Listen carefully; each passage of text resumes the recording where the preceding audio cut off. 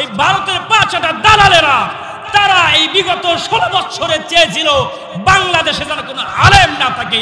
এই জন্য কোরআনের পাখি সাইদি সাহেবকে ইনজেকশনের মাধ্যমে দুনিয়া থেকে বিদায় করে দিয়েছে। কথা বলতে হবে ঠিক কিনা? আমরা বলতে পারি আব্দুল্লাহ ইবনুল মুবারকের এলাকার মতো যা সাইদি সাহেব চলে যাওয়ার পরে বাংলার নূর গেছে, আলো গেছে, ঠিক কিনা? জোরে কথা বলে। আল্লামা সাইদি তুমি মরণি, শহীদ হয়েছ তুমি এটাই জানি। কথা কোন ঠিক কিনা? আমার সাথে বলেন বলেন আল্লামা সাইদি তুমি মরণি, শহীদ হয়েছ তুমি এটাই জানি। কারাগারে কাটালি 13টি বছর, বাতিল কেঁপেছে তোমায় দেখে থর থর, ঠিক না? আল্লামা সাইদি তুমি মরণি, শহীদ হয়েছ তুমি এটাই জানি। আপনাদের কাছে আমার একটা প্রশ্ন, তিনি কি শাহাদত বরণ করছে কি করে নাই? জোরে বলে। বাতিল গোষ্ঠীরা চেয়েছিল হার্ট অ্যাটাকের কথা বইলা তাদেরকে নিউজ দিলে হয়তো বা ভাববে মারা গেছে। আমরা জানি তিনি যেভাবেই মরুক না কেন, যেভাবেই দুনিয়া ত্যাগ করুক না কেন, জালেমের অত্যাচারের মধ্য দিয়ে তিনি পৃথিবী ত্যাগ করেছে। আমরা বুঝে নিয়েছি তিনি শহীদ হয়েছে, ঠিক কিনা? জোরে কথা বলে। বিসমিল্লাহির রাহমানির রাহিম। শারআ লাকুম মিনাদ-দীনি মা ওয়াসসা বিহি নূহান ওয়াল্লাযী আওহাইনা ইলাইকা ওয়া মা ওয়াসাইনা বিহি ইব্রাহিম ওয়া মূসা ওয়া ঈসা আন আকিমুদ-দীন ওয়া লা তাতাফাররাকু ফীহি কাবুরা আলাল মুশরিকিনা মা তাদউহুম ইলাইহি আল্লাহু ইয়াজতাবি ইলাইহি মান ইয়াশা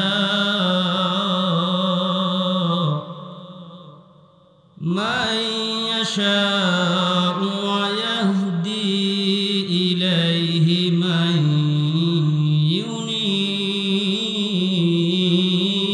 ইউনীব ইলা আখিরিল আয়া।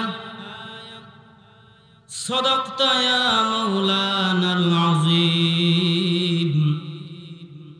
ওয়া ক্বালা রাসূলুল্লাহি সাল্লাল্লাহু আলাইহি ওয়াসাল্লাম ফিল ফিতানি তালজামু জামাআতুল মুসলিমিনা ওয়া ইমামাহুম কিলা ফাইন লাম ইয়াকুন লাহুম জামাআতুন ওয়ালা ইমাম ইলা আখিরিল হাদিস। রব্বি জিদনি ইলমা, রব্বি জিদনি ইলমা, রব্বি ইয়াসসির ওয়া লা তু'আসসির ওয়া তাম্মিম আলাইনা বিল খায়র।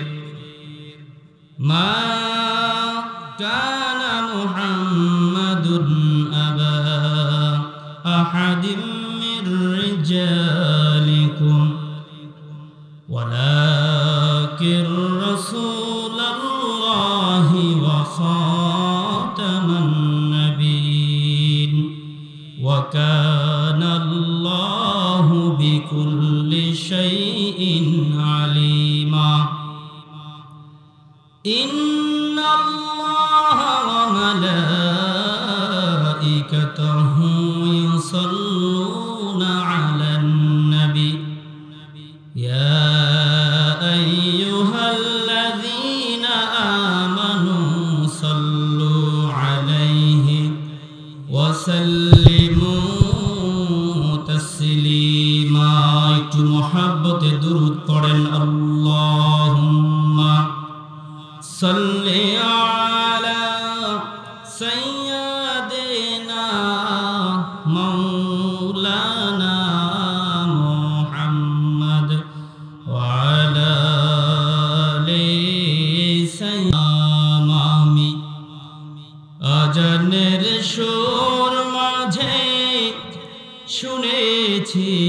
নাম, কোরআনের সুর মাঝেও শুনেছি ও নাম, ও নাম শুনেছি আমি আমার হৃদয়। হে রাসূল নবীজি তোমায়,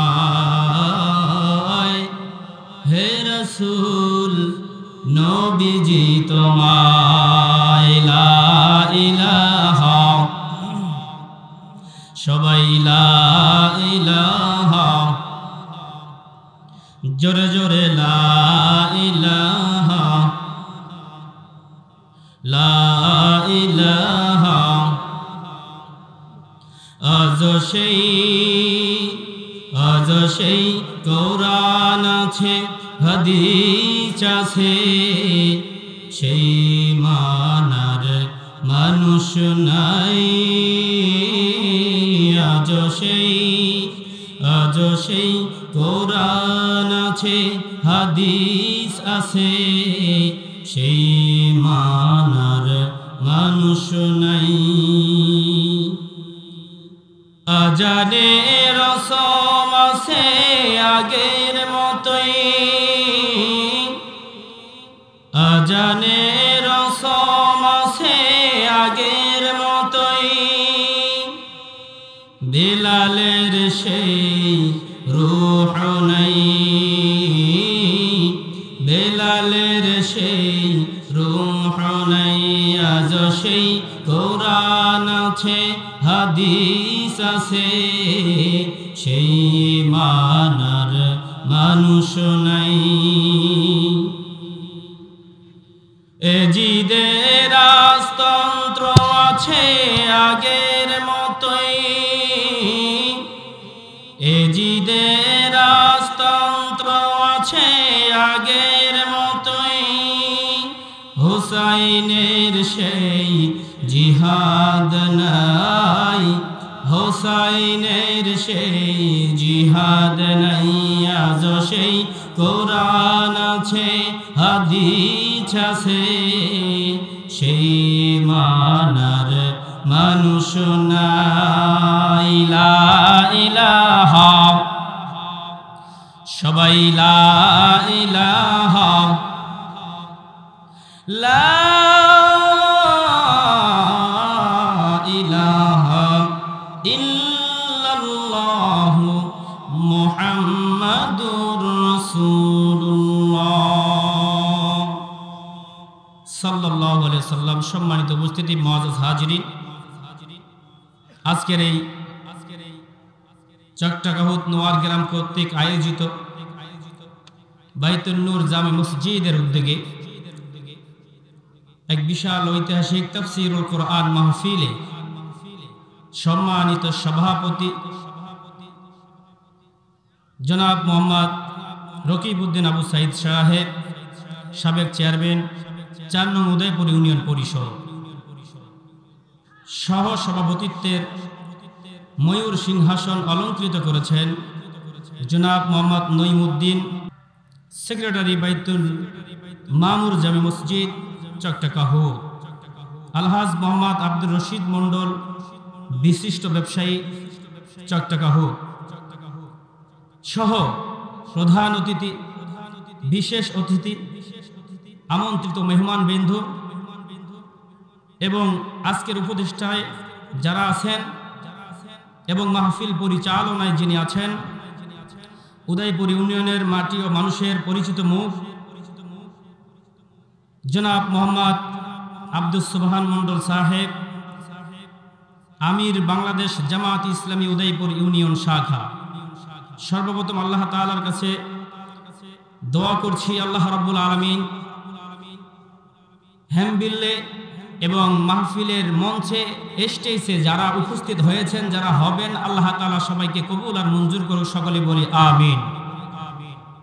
আল্লাহ তাআলার দরবারে শুকরিয়া যে মহান প্রতিপালক, দয়াময়, প্রতিপত্তি, মেহেরবান, জুল জালালি ওয়াল ইকরাম আপনাকে আমাকে দুনিয়ার ফিতনাময় সময় থেকে ফারেক করে আজকের এই সুন্দর পরিবেশে, সুন্দর মনোরম আয়োজনে আসবার এবং বসবার তৌফিক দিয়েছেন। সে আল্লাহর দরবারে শুকরিয়া বলছি আলহামদুলিল্লাহ। ভয় নাই ভাই, আর একটু জোরে বলছি আলহামদুলিল্লাহ। সংক্ষেপে দুরুদ ও সালাম যিনি ছিলেন সাইয়্যিদুনা কুদওয়াতুনা হাবিবুনা, উম্মতের কান্ডারি নবী, নেতাকুলের সরদার, নবীকুলের সরদার, মা আমিনার নয়নমণি জনাবে মুহাম্মদুর রাসূলুল্লাহ, সকলে বলছি সাল্লাল্লাহু আলাইহি ওয়াসাল্লাম। আজকের মঞ্চে উপস্থিত এবং মহিলা প্যান্ডেলে সম্মানিত মা ও বোনেরা, আমরা সকলেই এখানে উপস্থিত হয়েছি ঐশী গ্রন্থ আল কোরআন শোনার জন্য। কথা বলেন ঠিক কিনা? যেই কোরআন মানুষকে অন্ধকার থেকে আলোর দিকে ফিরে নিয়ে আসে, যেই কোরআনুল কারীম অসভ্য মানুষগুলোকে সভ্যতার ভিতরে পতিত করে। এই কোরআনুল কারীম এখানে শুনে বাসা পর্যন্ত নিয়ে আমল করতে পারবো তো ইনশাআল্লাহ? আল্লাহ আমাদেরকে তৌফিক দান করেন, সকলে বলেন আমিন।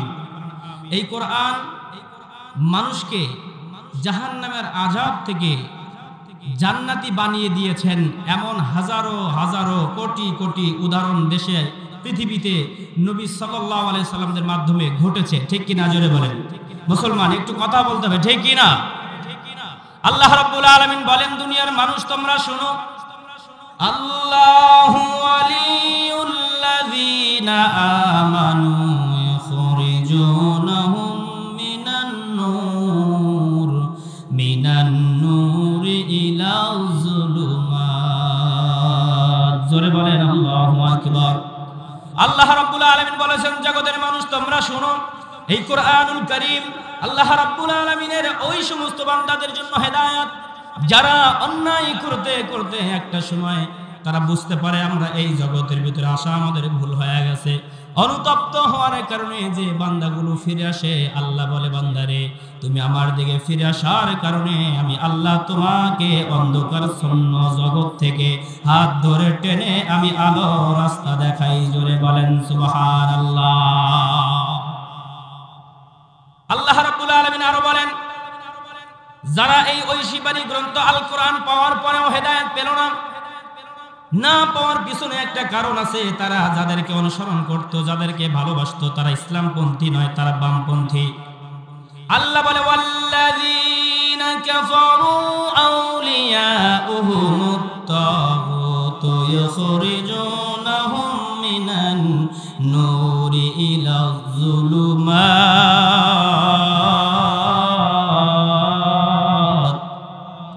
আল্লাহ রাব্বুল আলামিন বলে, ও জামানার মানুষ তোমরা শোনো, যেই মানুষগুলি এই কোরআনের ধারে আসে না বরং তাগুতের অনুসারী করে, আল্লাহ রাব্বুল আলামিন বলে ওরা কখনোই হিদায়াত পাবে না। পক্ষান্তরে আল্লাহ রাব্বুল আলামিন তাদের জন্য অবস্থান হিসাবে, আবস্থল হিসাবে জাহান্নাম রেডি করে দিয়েছে। ঠিক কি না? তাগুত কারা? যারা নিজেরাও আল্লাহর হুকুম মানে না, অন্যজনকেও মানতে বাধা দেয়, এরাই হলো তাগুত। জোরে কথা বলেন ঠিক কি না? আল্লাহ রাব্বুল আলামিনের পয়গম্বরের জামানায় একটু চলুন ফিরে যাই, ওই পাহাড়ের ঘেরা মক্কা নগরীর দিকে একটু চলুন ফিরে যাই। আজকে অনেক মানুষ এখানে তাফসীর মাহফিলের উদ্দেশ্যে এসে মেলার দিকে ঘুরতেছে, বাজারে ঘুরতেছে, রাস্তা পথে ঘুরতেছে, আছে না নাই? কথা বলেন। একটা উদাহরণ নেন, নবীর মক্কা জীবনীতে যখন তিনি ছোট্ট মানুষ আস্তে আস্তে বড় হচ্ছেন, তার চাচা তাকে ভালোবাসতেন সবচাইতে। তার নিকটে, নবীজির বাড়ির নিকটে যার বাড়ি ছিল তার নাম হলো আবু জাহেল। কথা বলেন ঠিক কিনা? প্রশ্ন হলো, আবু জাহেলের বাড়ি মক্কায়, জোরে বলেন কোথায়? আর রাসূলের একজন সাহাবী ছিল, তার নাম হচ্ছে আবু বকর, তার বাড়ি কি চকটাখাউদ নোয়ারে? জোরে বলেন নোয়ারে? ওনারও বাসা হচ্ছে মক্কায়। আল্লাহর নবীর এই সাহাবীর বাড়িও মক্কায়। তৎকালীন সময়ের ভিতরে আপনি যখন মক্কাতুল মুনাওয়ারায় যাবেন, যাওয়ার পরে যখন বাইতুল্লাহ তাওয়াফ করবেন, মাকামে ইব্রাহিম থেকে যখন আপনি একটু হেঁটে সাফা মারওয়া সাই করবেন, সাফা মারওয়া সাই করার পরে যখন সম্পাদন হয়ে যাবে, শেষ হয়ে যাবে, 2 মিনিট হাঁটলে ওইখান থেকে বাহির হয়ে যায়, দেখবেন একটা 3তলা বাড়ি উপরে। জোরে বলেন কয়তলা? একটু জোরে কোন কয়তলা? জমিনের উপরে 3তলা দেখা যাচ্ছে। বাংলাদেশের সংসদ ভবন যদি বিক্রি করে দেন, ওই 3 তলা বাড়ির 1 তলা কেনা যাবে না। বলুন তো তাহলে বাড়িটা কত হাই কোয়ালিফিকেশন, ঠিক কিনা জোরে বলেন? অনেক উন্নত।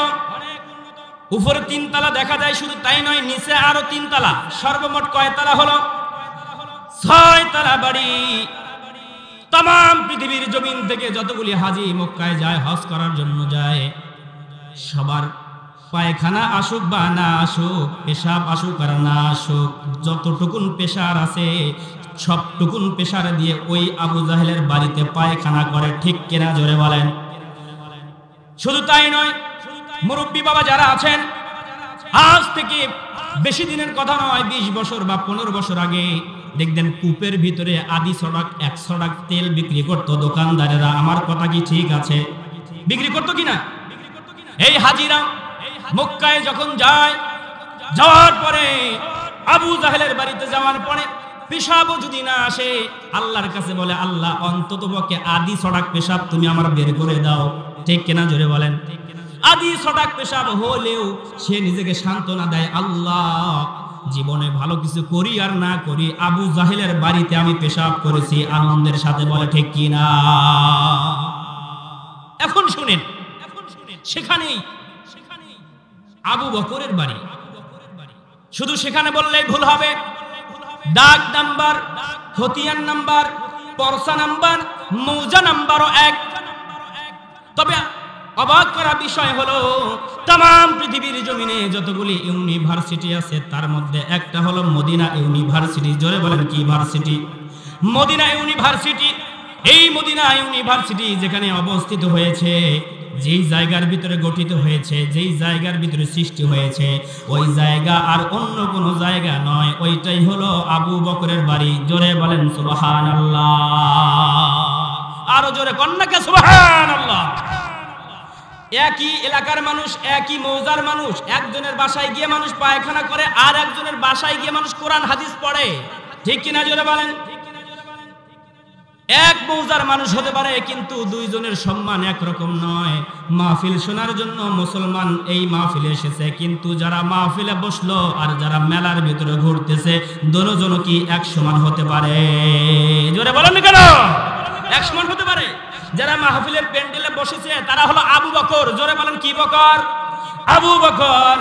আর যারা মুসলমানের সন্তান হওয়ার পরেও মেলার ময়দানে ঘুরতেছে তারা কারা? একটু কথা বল, তারা কারা? আবু জাহেল। তারা কারা? আবু জাহেল। এই জন্য সমস্ত আবু জাহেলকে এই মুহূর্তে মাহফিল প্যান্ডেলে বসে আবু বকরের মতো হওয়ার জন্য উদারত আহ্বান করলাম। অচিরেই তারা অল্প সময় এখানে বসে যাবে রে। আল্লাহ রাব্বুল আলামিন তাদেরকে বসায় দেখ। জোরে বলেন আমিন। ভাইরা আমার, বন্ধুরা আমার, বিষয়বস্তুর দিকে চলে যাব। সুন্দর সংক্ষিপ্ত সময়ের ভিতরে কিছু আলোচনা আপনাদের সামনে করতে চাই। আল্লাহ রাব্বুল আলামিন আমাদেরকে সবচাইতে বেশি ভালোবাসে, এই জন্য আল্লাহ দুনিয়ায় আমাদেরকে বিশ্ব নবীর উম্মত করেছে। জোরে বলেন সুবহানাল্লাহ। যেই নবীর উম্মত হতে পেরে আমরা ধন্য, যেই নবীর উম্মত হয়ে আমরা জগতে আশরাফুল মাখলুকাত হয়েছি, সেই নবীর উম্মত আগে না জান্নাতে গেলে অন্য কেউ যাইতে পারবে না। বলেন না সুবহানাল্লাহ। তুমি দিলেই কত স্বজন, ভাই বেরাদার পুত্র স্বজন, তুমি দিলেই কত রতন, ভাই বেরাদার পুত্র স্বজন, পথ না ভুলি তাই তো দিলেন, পথ না ভুলি তাই তো দিলেন পাক কোরআনের বাণী। আল্লাহ তোমার মেহেরবানি, আল্লাহ তোমার মেহেরবানি। বলুন এই সুন্দর ফুল, সুন্দর ফলার মিঠা নদীর পানি, আল্লাহ তোমার মেহেরবানি, আল্লাহ তোমার মেহেরবানি। ঠিক কিনা জোরে বলেন? ভাইরা আমার, বন্ধুরা আমার, আল্লাহ রাব্বুল আলামিন দুনিয়াতে আমাদেরকে কত ভালোবাসে, জাহান্নামে দেওয়ার জন্য নয়, ভালো শুধু এই জন্যই বাসে, আল্লাহর অন্যতম স্থান জান্নাতে দেওয়ার জন্যই। জোরে কথা বলেন ঠিক কিনা? রাসূল আকরাম সাল্লাল্লাহু আলাইহি ওয়াসাল্লাম বলেছেন, ইস্তাগফিরু ফীহি মিন 40 সাল। আমার এই উম্মতেরা যদি 4টা কাজ করে আল্লাহ রাব্বুল আলামিন তাদেরকে জান্নাতে দিবে। বলেন সুবহানাল্লাহ। সাহাবা রিদওয়ানুল্লাহি তাআলা আজমাইন প্রশ্ন করলেন, ওগো আল্লাহর রাসূল, তাহলে বলুন 4টি কি কাজ, যেই কাজ করলে জান্নাতে যাওয়া যাবে? আল্লাহর নবী বললেন, ও আমার সাহাবারা, তোমরা শোনো, যারা দুনিয়াতে চলতে ফিরতে সব সময় কালিমাতুন তাইয়্যিবা পড়বে, লা ইলাহা ইল্লাল্লাহু মুহাম্মাদুর রাসূলুল্লাহ। সুবহানাল্লাহ বলে। আল্লাহর নবী বলেছেন, যারা দুনিয়াতে কালিমা পড়বে আল্লাহ রাব্বুল আলামিন এই কালিমার দ্বারাই তাদেরকে ওই জান্নাতের রাস্তা সহজ করে দিবেন। জোরে বলেন সুবহানাল্লাহ। কোন একদিন এদেশের আকাশে কালিমার পতাকা উড়বে, সেদিন সবাই খোদাই বিধান পে দুঃখ বেদনা ভুলবে, সেদিন সবাই খোদাই বিধান পে দুঃখ বেদনা ভুলবে। ঠিক কিনা জোরে বলেন। ভাইরা আমার, বন্ধুরা আমার, এই কালেমার দাওয়াত আল্লাহর নবীর, এই কালেমার দাওয়াত আল্লাহর নবী সাল্লাল্লাহু আলাইহি ওয়াসাল্লাম তার চাচাদেরকে দিয়েছিলেন, তারা মানে নাই। আমাদের নবীর আগে দুনিয়ার জিন্দেগিতে মূসা পয়গম্বর নামের একজন নবী এসেছিল। আপনাদেরকে বিশ্বাস হয়? জোরে কোন হয় কি হয় না? আল্লাহর একজন পয়গম্বর দুনিয়ার জিন্দেগিতে আসার পরে তিনি ফেরাউনের কাছে চলে গেলেন। আল্লাহ রাব্বুল আলামিন এই কালেমার দ্বারায় ফেরাউনকে 4টা অফার দিয়েছিলেন। জোরে বলেন, কয়টা অফার? ফেরাউনকে 4টা অফার দিয়েছিলেন। ও ফেরাউন, তুমি যদি কালিমাটা পড়ো আল্লাহ রাব্বুল আলামিন তোমাকে 4টা পুরস্কার দিবে। এবার ফেরাউন বলল, তাহলে 4টা কি পুরস্কার একটু আমার কাছে বলা যাবে নাকি? কয় হ্যাঁ বলা যাবে। 4টা পুরস্কারের মধ্যে আল্লাহর পয়গম্বর মূসা বললেন, ও ফেরাউন, তোমাকে 4টা পুরস্কার দেওয়া হবে।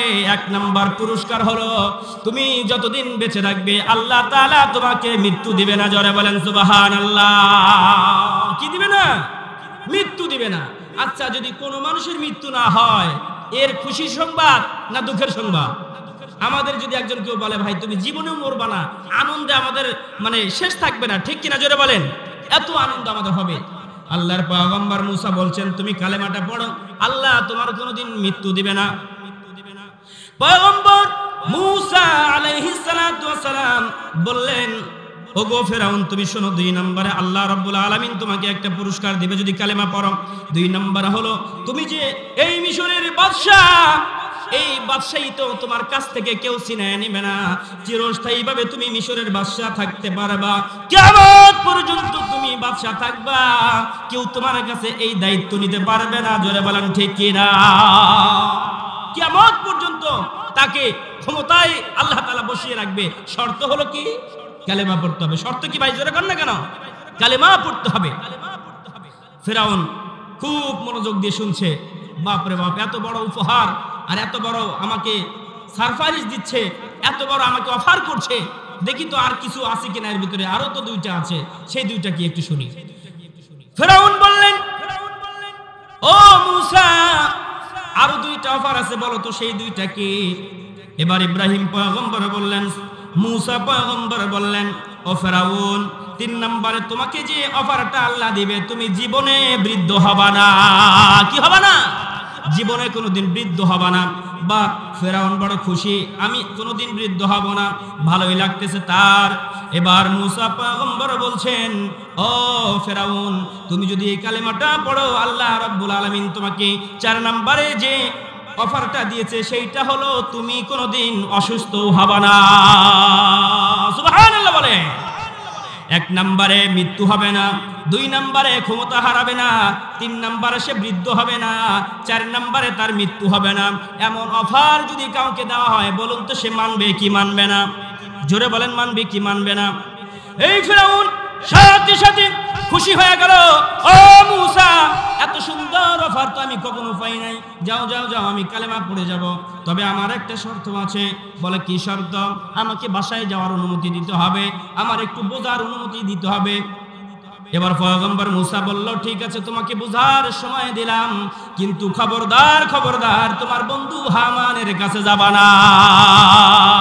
কার কাছে না? ফেরাউনের একজন বন্ধু ছিল, তার নাম হচ্ছে হামান। এই হামান হলো ওই সময়ের সবচাইতে ক্রিটিক্যালি বুদ্ধি দেওয়ার জন্য যথেষ্ট ছিল। আমার কথা কি ঠিক আছে? পয়গম্বর মূসা বললেন তুমি জমানার পৃথিবীর সবার সাথে পরামর্শ করতে পারবা, তবে কথা দিতে হবে তোমার বন্ধু হামানের সাথে পরামর্শ করা যাবে না। বেচারা কথা দিলেন, ঠিক আছে হ্যাঁ তাই আমি কথা দিলাম, আমি হামানের সাথে পরামর্শ করব না। বাসার ভিতরে গেছে, যাওয়ার পরে বলছে আসিয়া মূসা আমাকে এই ধরনের কিছু অফার দিয়েছে, মানা যায় কিনা? মূসা যে অফারগুলি দিয়েছে প্রত্যেকটা আসিয়ার কাছে বলছেন আপনাদের কাছে আমার প্রশ্ন হলো আসিয়া ছিল মুসলমান ঠিক কিনা? জোরে বলেন। আসিয়া ছিল মুসলমান। আসিয়া কি বলছে? মূসা এই আমাকে অফারগুলো করছে, কালেমা পড়লে নাকি এগুলো আমি পেয়ে যাব, তাহলে কি মানা যায় নাকি? সাথে সাথে আসিয়া বলছে দেরি করো না, যাও যাও যাও মূসা নবীর হাতে হাত দিয়ে তুমি কালেমা পড়ে নাও। সুবহানাল্লাহ বলে। ভাইরা আমার, বন্ধুরা আমার, কথা মেনে নিলেন, হ্যাঁ ঠিক আছে আমি মূসার কাছে যাব, আমি কালেমা পড়ব। রাত যখন হলো মনে মনে ভাবলো ভাইরে যার সাথে সারাটা জীবন আমি পার করে দিলাম তার সাথে পরামর্শ না করে আমি কিভাবে মুসলমান হয়ে যাই। যাই তো দেখি অল্প সময়ের জন্য হামানের কাছে যাই। হামানের কাছে চলে গেল পরামর্শ করার জন্য। হামানের বাড়িতে কোথাও গেলেন না। হামানের বাড়িতে যাওয়ার পরে বলছে বন্ধু এই যে মূসা আমাকে 4টা অফার করছে, আমি কালেমা পড়ে নিব। এবার হামান বলছে দাঁড়াও বন্ধু দাঁড়াও, এখনই নয়, তুমি একটু এখানে বসে থাকো, আমি বাসায় যাব আর আসব। বলল ঠিক আছে তাই, তুমি যাও আর আসো, আমি বসে আছি। হামান বাড়ির ভিতরে যাওয়ার পর বড় একটা খোলা তলোয়ার নিয়ে আসলেন। আসার পরে এবার কই ফেরাউনের হাতে দিলেন, বললেন আমার রব খোদা ও আমার ফেরাউন শোনো, সারাটা জিন্দেগি বরে হামান যাকে খোদা মেনেছে সেই হামান আজকে অন্যজনকে খোদা মানবে, এটা মানতে পারি না। অতএব এই তলোয়ার দিয়ে আমার কল্লাটাকে শিরচ্ছেদ করে দাও, তারপরে তুমি কালেমা পড়বা। বলেন নাউজুবিল্লাহ। আর জোরে বলেন না নাউজুবিল্লাহ। হামান এমন পাম দিছে যে এই পাম আর সে সহ্য করতে পারলেন না। ফেরাউন ভাবলেন সর্বনাশ, এত বড় ভক্ত আর এত বড় বন্ধু জমানার আর কোথাও পাওয়া যাবে না, যে আমার জন্য জীবন দিতে পারে, যে আমার জন্য কল্লা দিতে পারে, কিন্তু সে আমাকে আল্লাহ ছাড়তে পারে না। অতএব এত বড় ভক্ত আমার আর হয় না। বাধ্য হয়ে সে বলছে বন্ধু হামান তোর কথা মেনে নিলাম, আমি আর কালেমা পড়লাম না। জোরে বলেন নাউজুবিল্লাহ।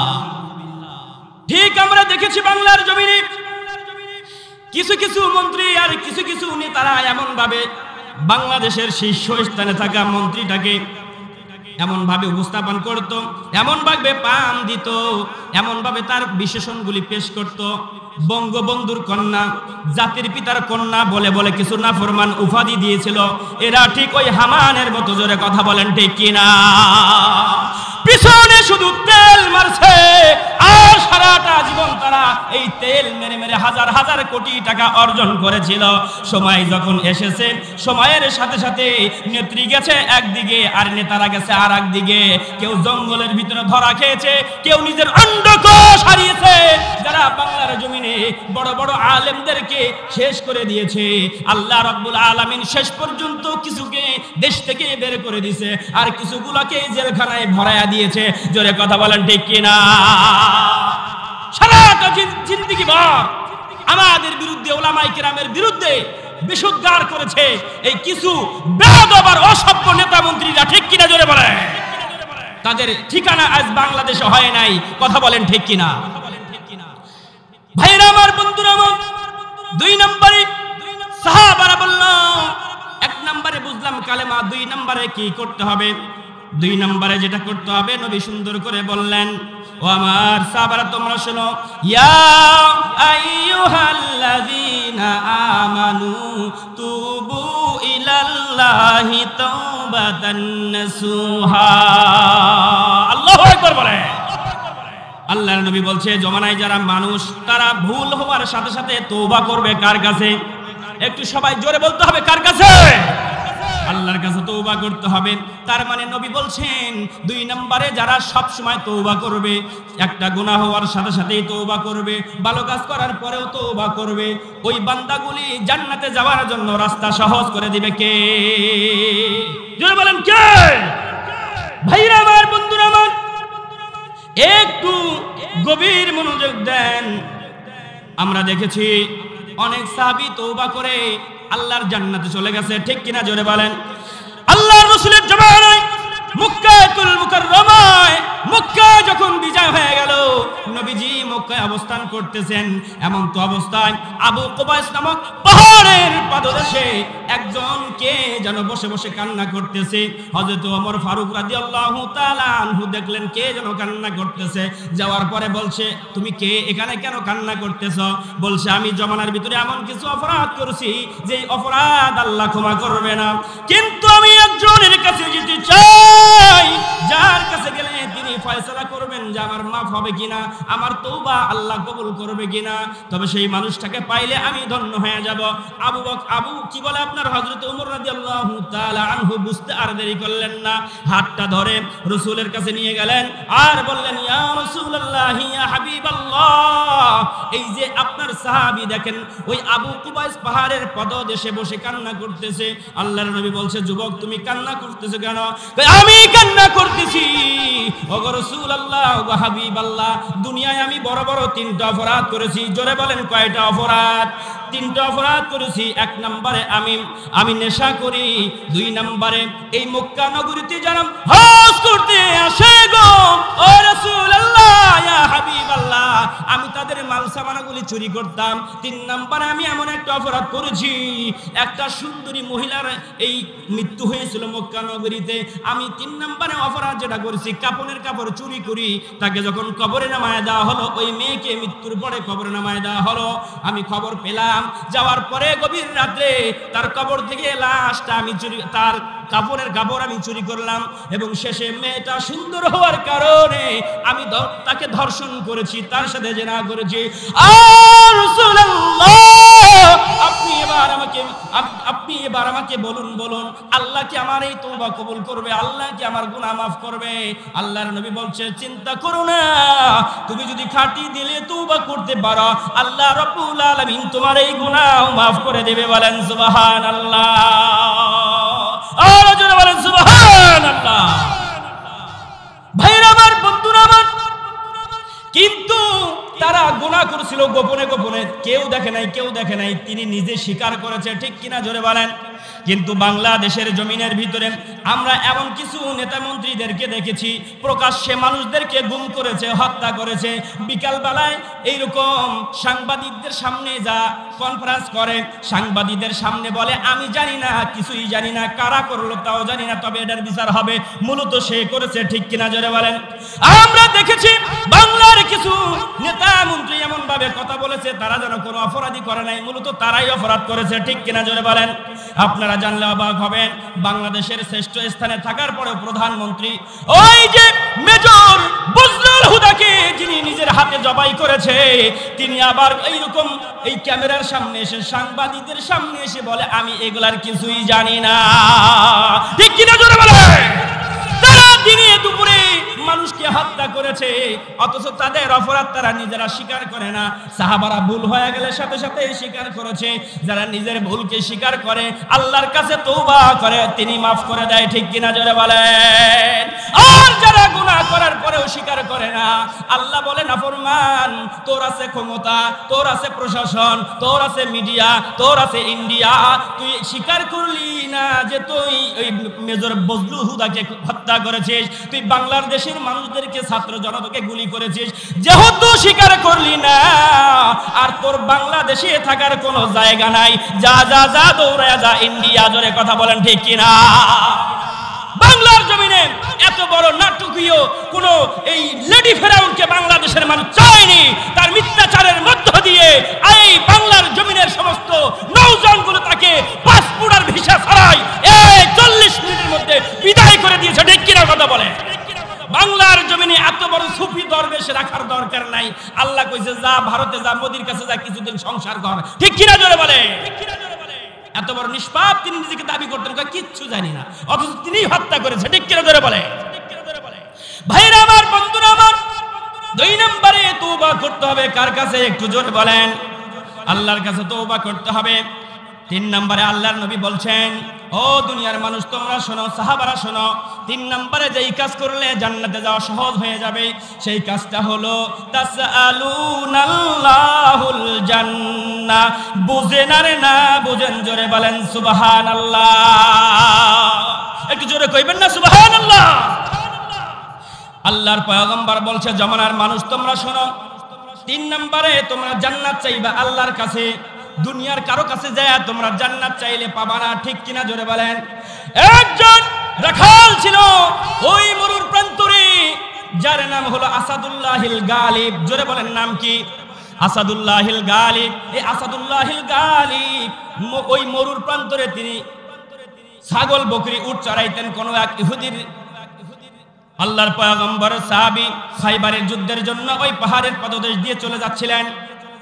যাওয়ার সময় হঠাৎ করে রাসূল রেস্টের জন্য তাবু গাড়লেন। সমস্ত সাহাবারা সেখানে রেস্ট করতেছেন, আরাম ফরমাচ্ছেন। এমন তো অবস্থায় দেখলেন ওই পাহাড়ের পদদেশ থেকে একজন রাখাল আসতেছে। এসে বলছে, ও তোমরা কারা গো? তোমরা কি মদিনার থেকে আসছো নাকি? তোমাদের গায়ে মদিনার ঘ্রাণ পাওয়া যায়। জোরে বলেন সুবহানাল্লাহ। মদিনার ঘ্রাণ পাওয়া যায়, তোমরা কারা? বলে আমরা মক্কা থেকে এসেছি। আসাদুল্লাহিল গালিব তখনও ইসলাম গ্রহণ করেন নাই। এক পর্যায়ে বলছে, তোমাদের এইখানে কি তোমাদের লিডার মুহাম্মদ এসেছে নাকি? সাহাবারা বলছে, জি এসেছে। তুমি কি তার সাথে দেখা করবা? কয় হ্যাঁ, তার সাথে আমি দেখা করব। ওই আসাদুল্লাহিল গালিব তাকে দেখা করার জন্য রাসূলের দরগায় নিয়ে গেল, রাসূলের কামরায় নিয়ে গেল। যাওয়ার পরে ওই সাহাবী আল্লাহর পয়গম্বরের সাথে কিছু কথা বললেন। আল্লাহর নবীকে বললেন, তোমার ধর্মে যদি আমি যাই তাহলে আমি কি পাবো? আল্লাহর নবী বলছে, তুমি জান্নাত পাবা। আল্লাহর নবী বলছে, জান্নাতের ভিতরে অনেক কিছু আছে। রাখাল বলছে, তাহলে কি আছে একটু বলেন। আসাদুল্লাহিল গালিব বলছে, জান্নাতে কি আছে একটু বলেন। আল্লাহর নবী বলছে, জান্নাতের ভিতরে বড় বড় প্রাসাদ আছে, বড় বড় ঘর আছে, আরামদায়ক। কারণ ওই ব্যক্তির কোনো ঘর নাই, বাড়ি নাই, মরুভূমিতে থাকে। আল্লাহর নবী বলছেন, তুমি যদি ইসলাম গ্রহণ করো আল্লাহ তোমাকে জান্নাত দিবে।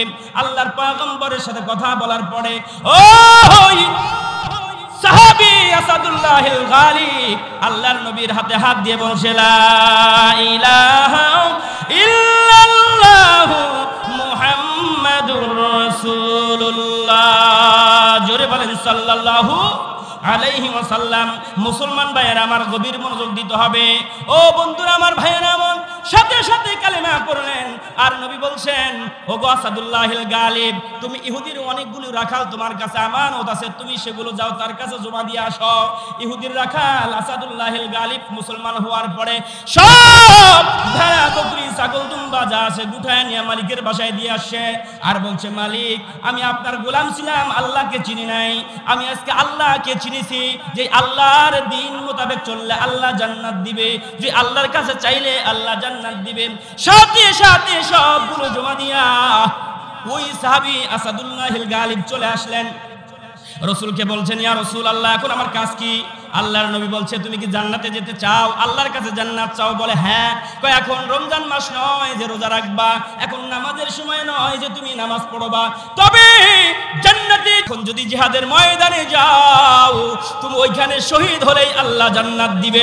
আসাদুল্লাহিল গালিব দৌড়ে গেলেন। যাওয়ার পরে সেইখানে যুদ্ধ পরিচালনা করলেন। যুদ্ধ করতে করতে শাহাদাত বরণ করলেন। আল্লাহর নবী যখন যুদ্ধ থেমে গেল, সব সাহাবীরা ফিরে আসলো। ওই সাহাবীকে কে আর নিয়ে আসে নাই। আল্লাহর নবী বলছে, কে কে মারা গেছে একটু দেখো। কয় সবাই মারা গেছে। শেষ পর্যন্ত আসাদুল্লাহিল গালিবকে পাহাড়ের কোন চিপা থেকে তুলে নিয়ে আসলেন। আসার পর আল্লাহর নবী সাল্লাল্লাহু আলাইহি সাল্লাম দেখলেন এই সাহাবী জান্নাত পাওয়ার জন্য জীবনকে বিসর্জন দিলেন। ওই সাহাবীর মাথা থেকে টপ টপ করে জান্নাতি পানি পড়ছে। জোরে বলুন সুবহানাল্লাহ। আর জোরে বলেন না সুবহানাল্লাহ।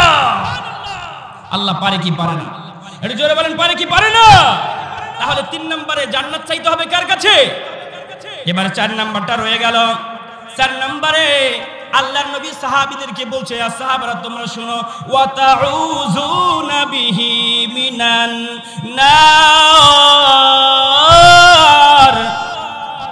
আল্লাহর নবী বলছে, ও সাহাবারা তোমরা শোনো, 4 নাম্বার যে কাজটা করতে হবে সেইটা হলো জাহান্নাম থেকে মুক্তি চাইতে হবে। কার কাছে? জোরে বলেন, কার কাছে? আল্লাহর কাছে জান্নাত জাহান্নাম থেকে মুক্তি চাইতে হবে। আল্লাহ রাসূল বলল, কিভাবে চাইবা? শুধু বলবা যে আল্লাহ জাহান্নাম থেকে বাঁচাও, জাহান্নাম থেকে বাঁচাও, এই জন্য কি আল্লাহ বাঁচাবে? না না, জান্নাত জাহান্নামের আগুন থেকে বাঁচতে হলে কিছু কাজ করতে হবে, আল্লাহর কাছে দোয়া করতে হবে। রব্বানা আতিনা ফিদ দুনিয়া হাসানা ওয়া ফিল আখিরাতি হাসানাতাও ওয়া কিনা আযাবান নার। আরো জোরে বলেন আল্লাহু আকবার। আল্লাহ বলছে, দুনিয়ার মানুষ তোমরা জাহান্নাম থেকে যদি মুক্তি পাইতে চাও, বলো রব্বানা আতিনা ফিদ দুনিয়া, ওগো আমাদের প্রতিপালক, দুনিয়ার সব ভালোগুলি আপনি আমাদেরকে দেন, হাসানাগুলি আমাদেরকে দেন। ওয়া ফিল আখিরাতি হাসানা, আখিরাতের কঠিন আযাব থেকে আপনি আমাদেরকে maaf করে দেন। কথা কার? জোরে বলেন, জোরে বলেন, কথা কার? এই জাহান্নাম থেকে বাঁচতে হলে, সারাদিন জাহান্নাম থেকে বাঁচতে চাই বললে কাজ হবে না। না, ইনসাফ মাফিক তোমাকে চলতে হবে, আপনাকে চলতে হবে, ইনসাফ বন্টন করে চলতে হবে, কারো কাছে জুলুম করা যাবে না। লা ইয়াদখুলুল জান্নাতা জাসাদুন গুজিয়া বিল হারাম, হারাম দিয়ে দেহ গঠানো যাবে না। আল মুসলিমু মান সালিমাল মুসলিমুনা মিন লিসানিহি ওয়া ইয়াদিহি, এই হাত আর জবান দিয়ে কাউকে আঘাত করা যাবে না। কথা ঠিক কি না? কিন্তু আমরা বাংলার জমিনে দেখেছি, আমাদের ঘামের টাকা দিয়ে যারা প্রশাসনের দায়িত্বে আছে, একটা সময় স্বৈরাচারীদের শাসন যখন চলেছে, আমাদের দেওয়া টাকা দিয়ে পিস্তল আর রাইফেল কিনে, আমাদের টাকার অস্ত্র কিনে আমাদের বুকে গুলি করেছে নাফরমানেরা। ঠিক কিনা কথা বলে? এই নাফরমানের, এই মির্জাফরেরা, এই স্বৈরাচারীরা আমাদের উপরে গুলি চালিয়েছে। আমরা 16 বছর ধৈর্য ধরলেও 17 বছরে আর ধৈর্য ধরি নাই। রমজানের 17 বদরের বিজয়ের মতো আমরা আবাবিল পাখির মতো নেমে পড়ে তাদেরকে পালাইতে বাধ্য করেছে। ঠিক কিনা কথা বলে? তারা পালিয়ে গিয়েছে, জুলুম আর করতে পারে নাই। ঠিক কিনা? জোরে বলেন। তাহলে 4 নম্বরে জাহান্নাম থেকে মুক্তি চাইতে হবে কার কাছে? জোরে বলেন, কার কাছে? না মাজারে গিয়া? বৃহস্পতিবার দিন, শুক্রবার দিন মহাস্থান মাজারে গিয়ে একটা খাসি দিলেন, আপনি জাহান্নাম থেকে মুক্তি পাননি? পাইয়া গেছেন? আপনি মাজারে যায়া সেজদা দিলেন, আল্লাহ বলো তুমি জাহান্নামে যাওয়ার জন্য সেজদা দিলা। মাজারে গিয়া খাসি দিলা, বকরি দিলা, পোলাও দিলা, মানে তুমি জাহান্নামের লাকড়ি হয়ে গেলা। জোরে কথা বলেন, ঠিক কি না? মাজারওয়ালারা কখনো কাউকে জাহান্নাম থেকে মুক্তি দিতে পারে না। মুক্তি দিতে পারলে একজন দিতে পারে। জোরে বলেন, তিনি কে? একটা গল্প বলি, জাহান্নাম থেকে বাঁচার জন্য একজন নেতা কি কাজ করেছেন। ভারতবর্ষের কথা বলছি, বেশি দিন আগের কথাও নয়। নাম হলো মোহাম্মদ বিন তুগলুক। মোহাম্মদ বিন তুগলুক তৎকালীন সময়ের ভিতরে তিনি ভারতবর্ষের একজন শাসক ছিলেন। এই ভারতবর্ষের মোহাম্মদ বিন তুগলুক, তখন তার শাসন আমল চলছে। হঠাৎ করে এক সময় ওই আমলের ভিতরে একজন হিন্দু তার উপর জুলুম করেছে, একজন মুসলমান, একজন বিচার করে দিয়েছে, হিন্দুর উপর জুলুম হয়েছে। এই হিন্দুর উপরে জুলুম হওয়ার কারণে ওই হিন্দু মোহাম্মদ বিন তুগলুকের কাছে গেছে তৎকালীন সময়ের ভিতরে। যাওয়ার পর বলছে, ও মুসলমানের নেতা মোহাম্মদ বিন তুগলুক, তোমার শাসন আমলে আমার উপরে ন্যায় ইনসাফ বিচার করে নাই, আমার উপরে ভালো বিচার করে নাই, তোমার কাছে আমি বিচার চাই, আমার বিচার করে দাও। মোহাম্মদ বিন তুগলুক বলছে, তোমার বিচার যেহেতু তুমি সঠিক পাও নাই, তোমাকে আঘাত করেছে, বেত্রাঘাত করেছে। কয়, হ্যাঁ আমাকে বেত্রাঘাত করেছে। মোহাম্মদ বিন তুগলুক বলছে, তুমি দাঁড়াও, আমি এই ভারতবর্ষের একজন শাসনকর্তা, আমি আমার পিঠটা আগায়া দিলাম, তুমি আমার পিঠের ভিতরে চাবুকের আঘাত করে তুমি বিচার নিয়ে যাও। জোরে কোন আল্লাহু আকবার। এরাই হলো শাসক। যেরকম কথা, ঠিক কিনা? এরাই হলো শাসক, যে শাসকের আমলে কোনো জুলুম চলে না। ঠিক কিনা? জোরে কথা কন। যে শাসকের আমলে কোনো মায়ের বুক খালি হয় না, তারাই হলো শাসক। ঠিক কিনা? ভাইরা আমার, বন্ধুরা আমার, মোহাম্মদ বিন তুগলুক এবার তার বিচার করে দিলেন। ওই ব্যক্তি হিন্দু বেত্রাঘাত করবে, এমন অবস্থায় মোহাম্মদ বিন তুগলুক ভারতের শাসক বলছে, না না না, এখনই মারিও না, তোমার বিচার করার সময় তোমার কি গায়ে কোনো জামা ছিল? কয় না, কোনো জামা ছিল না। আমি মোহাম্মদ বিন তুগলুক, আমার জামার উপরে যদি মারো তোমার ভিতরে ক্ষোভ থেকে যেতে পারে, আমি আমার জামাটা খুলে দিলাম, এই খালি পিঠে তুমি আঘাত করো। বলেন আল্লাহু আকবার। এরা হলো শাসক, যারা ন্যায় বিচার করে তৎকালীন সময়ের ভিতরে, ঠিক কিনা জোরে কথা কও। আর আমাদের জমানার ভিতরে দেখেছি একটা মানুষের কোনো দোষ নাই, একটা মানুষের কোনো দোষ নাই, কিন্তু সে দাড়ি টুপি রাখার কারণে, নামাজ পড়ার কারণে জামাত শিবির বলে তাদেরকে এই ট্যাগ লাগাইয়া বছরের বছর জেলখানায় রাখা বিনা চিকিৎসায় মৃত্যুবরণের করার জন্য, মারার জন্য মৃত্যুর কোলে ঠেলে দিয়েছিল। এরকম জালেম বাদশা বিগত 16 বছরে আমাদের জমিনে ছিল কিনা? জোরে বলেন ঠিক কিনা? আল্লাহ এদেরকে জাহান্নাম থেকে মুক্তি দিবে না। জোরে কথা কোন ঠিক কিনা? ভাইরা আমার, বন্ধুরা আমার, কথা হইল আমরা মুসলমানেরা হিন্দুদেরকে সর্বোচ্চ নিরাপত্তা দেই এবং তাদেরকে আমরা ভালোবাসি, তাদেরকে আমরা চাদরে আবৃত করে রাখি, ঠিক কিনা কথা বলেন। কিন্তু এই হিন্দুগুলো আমরা দেখেছি বাংলার জমিনে বর্ডার পাস হয়ে যাওয়ার, ওই যে নৌকার কান্ডারি, নৌকার মাঝি পার হয়ে গেছে ইন্ডিয়াতে, হিন্দুস্তান থেকে বাংলাদেশের হিন্দুদেরকে উস্কানি দিয়া ইসকন নামক এই দলটাকে দাঁড় করায় দিছে যে বাংলাদেশে মুসলমানদের মধ্যে বিশৃঙ্খল সৃষ্টি করো, ঠিক কিনা? জোরে কথা কন ঠিক কিনা? অথচ আমরা তাদের পূজার সময় তাদের মন্দির পাহারা দিয়েছি, ইতিহাস আছে কিনা? জোরে কথা কন। অথচ তারা চট্টগ্রামে আমাদের মসজিদ ভেঙেছে, এটা তাদের দোষ না, আমাদের ওই 16 বছরের ওই শাসিকা, ওই লেডি ফেরাউন, ঠিক কিনা? জোরে কথা কন। আপনারা কি মন খারাপ করতেছেন? এই হিন্দুরা কত বড় নাফরমান। একটা কথা মনে রাখেন, এই হিন্দুস্তান থেকে শুভেন্দু এই ব্যক্তিটা আজকে সমাবেশ করছে। সমাবেশে তাদের স্লোগান ছিল, দুনিয়ার হিন্দু এক হও, এক হও। তার মানে আমাদের সামনে ভয়ঙ্কর দিন আসতেছে, ঠিক কিনা? জোরে কথা কন, জোরে কন, ঠিক কিনা? এবং তারা এই কথা বলছে, দুনিয়ার হিন্দু তোমরা এক হয়ে মুসলমানদের উপর হামলা করো। তারা প্রকাশ্যে বলে ফেলছে, আমরা কি আঙ্গুল চুষবো? ফখরুল সাহেব, আমরা কি আঙ্গুল চুষবো? আমরা বীর সেনাদের মতো তোমাদের এই এক হও এই জাতিকে একসাথে শেষ করে দেওয়ার শক্তি আমাদের আছে, ঠিক কিনা? জোরে কথা বলে। তারা বলেছে বাংলাদেশকে নাকি তারা তছনছ করে দিবে। আরে কুয়ার ব্যাং ওই হাতিক লাথি মারে, কথা বুঝতে পারছেন?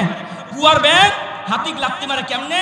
একটা ব্যাং শুয়ে আছে একটা গর্তের মধ্যে, তার মধ্যে ছিল একটা তামা পয়সা, ওরই কাছে গিয়ে একটা হাতি শুইছে, ওই তামার পিছন থেকে আইসা লাথি দেয়, আবার ওই গর্তের ভিতরে ঢোকে। তা ওই হাতির মাউত বলল, কারণ কি রে, একটু শুনি তো। যা দেখে ওই গর্তের ভিতরে একটা তামা পয়সা ছিল, এই তামা পয়সার গরম সে সহ্য করতে না পাইরা কাকে লাথি মারছে? কথা কর না একেবারে, কাকে লাথি মারছে? হাতিকে।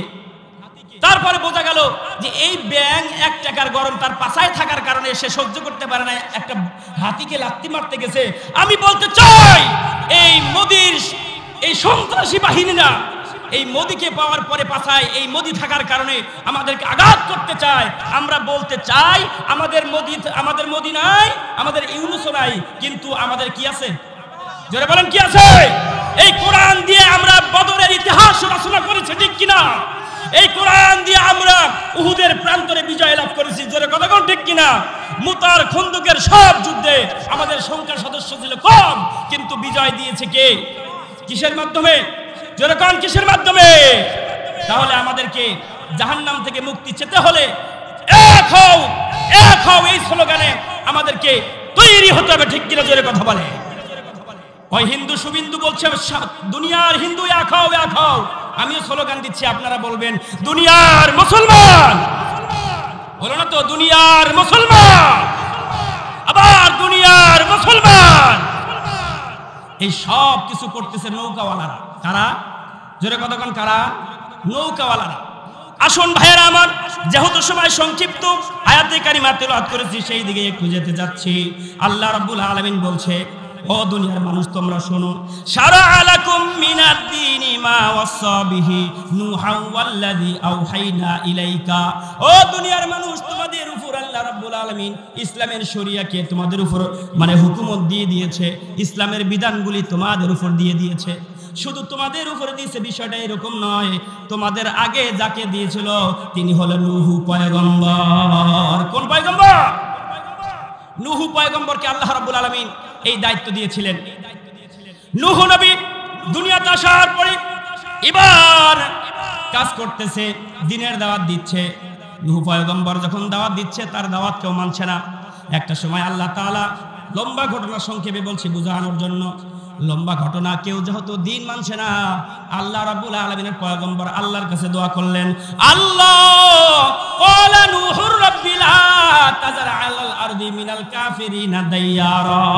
আল্লাহু আকবার। পয়গম্বর নূহ বললেন, আল্লাহ এই জাতি গোষ্ঠীকে তুমি ধ্বংস করে দাও, এরা কথা মানে না, এরা কথা শোনে না, এরা ইসলাম গ্রহণ করে না, বরং আমাকে আঘাত করে, অতএব এই জাতি গোষ্ঠীকে তুমি ধ্বংস করে দাও। আল্লাহ রাব্বুল আলামিন ওই জাতি গোষ্ঠীকে ধ্বংস করে দিলেন। আর আল্লাহ বলছে, ওগো নূহ তুমি একটা নৌকা বানাও। নৌকা বানালেন। আল্লাহ তাআলা বলছে, যারা ঈমান এনেছে তাদেরকে নৌকার ভিতরে তোলো, নৌকার ভিতরে আরোহণ করাও, নৌকার ভিতরে জায়গা দাও। ঠিক তারা নৌকার ভিতরে উঠলেন, প্লাবন চলে আসলো, সব ঈমানদার নৌকার ভিতরে উঠলো, জালেমরা ধ্বংস হয়ে গেল। আল্লাহ তাআলা ঈমানদারদেরকে আল্লাহ তাআলা নিরাপদে বাঁচায়া দিল। জোরে কোন সুবহানাল্লাহ। আমরা দেখেছি পয়গম্বর নূহুর দাওয়াতে যারা ইসলাম গ্রহণ করেছে তারা নৌকার ভিতরে উঠে নিজের জীবন বাঁচাইছে। আর নৌকার ভিতরে যারা চোর ছিল তারা সব আল্লাহওয়ালা। কারা? কথা কয় না বারে, তারা কারা? আল্লাহওয়ালা। কিন্তু আমাদের এই বিগত 16 বছরে যে নৌকার ভিতরে যারা ছিল তারা হইছে ওই ইন্ডিয়ার দালালেরা। ঠিক কিনা কথা বলে?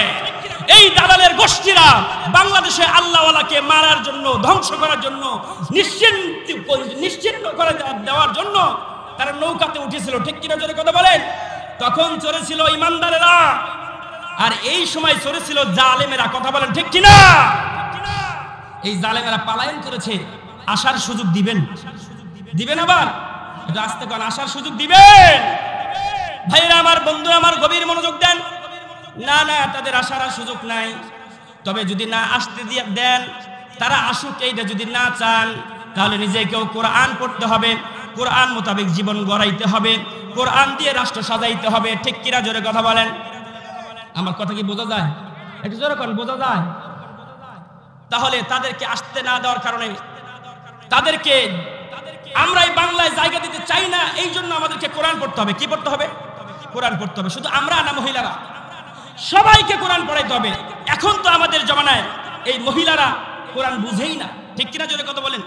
অথচ আগের জমানার মহিলারা কত কোরআন বুঝেছে, কত সুন্দর করে তারা তেলাওয়াত করেছে। একটা ঘটনা শুনুন। আল্লাহ রাব্বুল আলামিনের একজন বান্দা ছিল, নাম হলো আব্দুল্লাহ বিন মুবারক। তিনি একবার হজ করতে গেলেন। জোরে বলেন, কি করতে গেলেন? হজ করতে গেলেন। যাওয়ার পরে হজ কাজ সম্পাদন করে তওয়াফ করার পর দেখলেন কে যেন একটা চাদর মুড়ি দিয়ে সেখানে শুয়ে আছে। তিনি জানতে চাইলেন, এখন তো কেউ নাই, এখানে কে এটা শুয়ে আছে? যাওয়ার পরে তিনি সালাম দিলেন, আসসালামু আলাইকুম ওয়া রাহমাতুল্লাহ। আল্লাহু আকবার। সালামের জবাব ওয়া আলাইকুম আসসালাম না হয়ে ওই সময়ের ভিতরে যিনি চাদর মুড়ি দিয়ে শুয়েছিল তিনি বলছেন, সালামুন কাওলাম মির রাব্বির রহিম। এই আওয়াজ শোনার পরে আব্দুল্লাহ ইবনে মুবারক বুঝতে পারলেন মহিলা মানুষের কণ্ঠ, কিন্তু বৃদ্ধ মানুষের কণ্ঠ। তিনি বললেন, ওই মহিলা বললেন, পরম করুণাময় রবের পক্ষ থেকে তোমার উপর শান্তি পতিত হোক। আব্দুল্লাহ ইবনে মুবারক যখন বুঝলেন এটা একটা মহিলা মানুষ, বৃদ্ধ মানুষ, কিন্তু কেন এখানে আছে একটু জানতে চাই। তিনি বললেন, মা আপনি এখানে শুয়ে আছেন কেন? আপনার সাথে সঙ্গীরা কোথায়?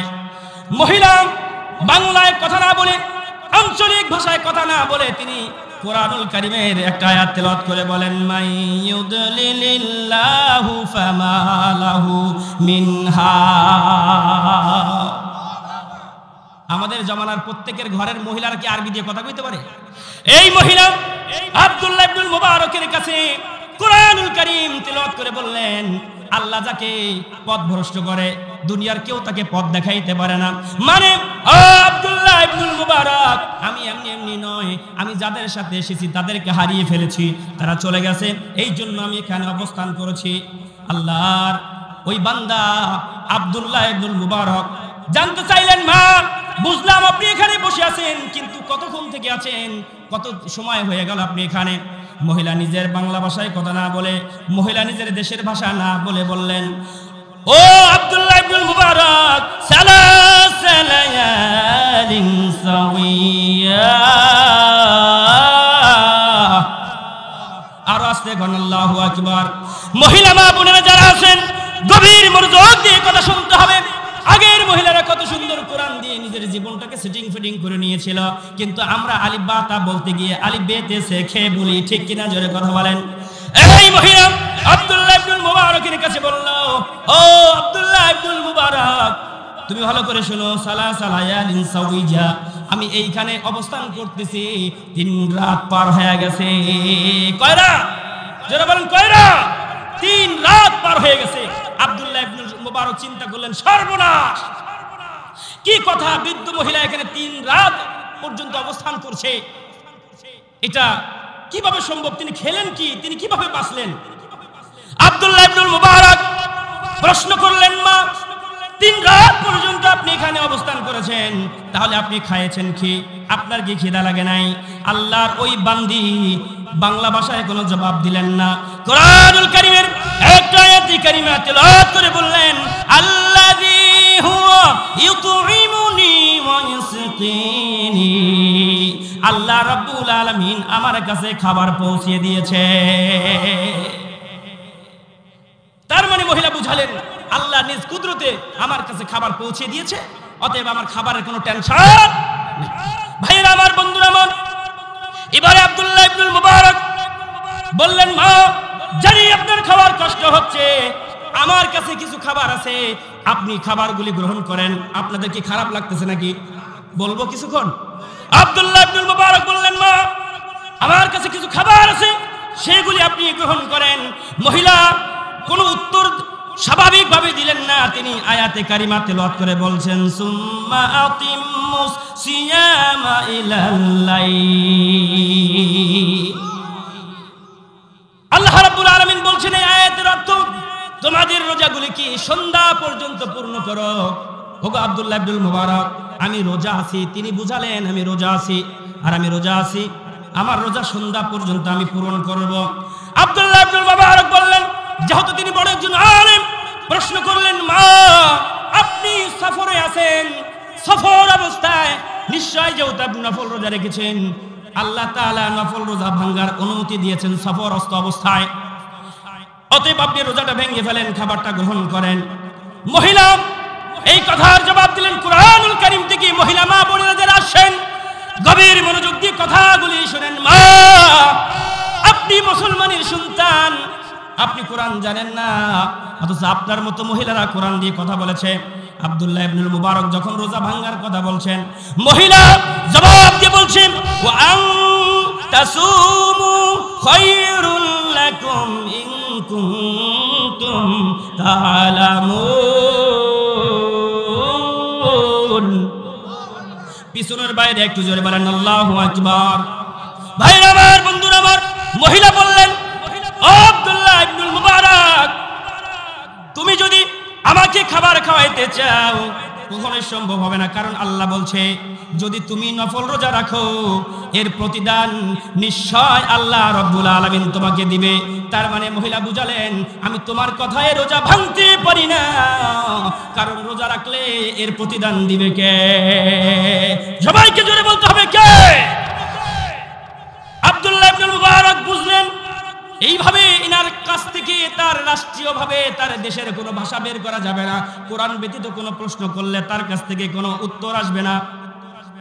আব্দুল্লাহ ইবনুল মুবারক প্রশ্ন করলেন, মা বুঝলাম আপনি আমার খাবার গ্রহণ করবেন না, তবে মা আপনি যত হারিয়ে গিয়েছেন আপনাকে আমি একটু সহযোগিতা করতে চাই, আপনার বাসায় পৌঁছায় দিয়ে আসতে চাই, কারণ আমার উট আছে, উটের পিঠে চড়ায় আপনাকে বাসায় পৌঁছায় দিতে চাই।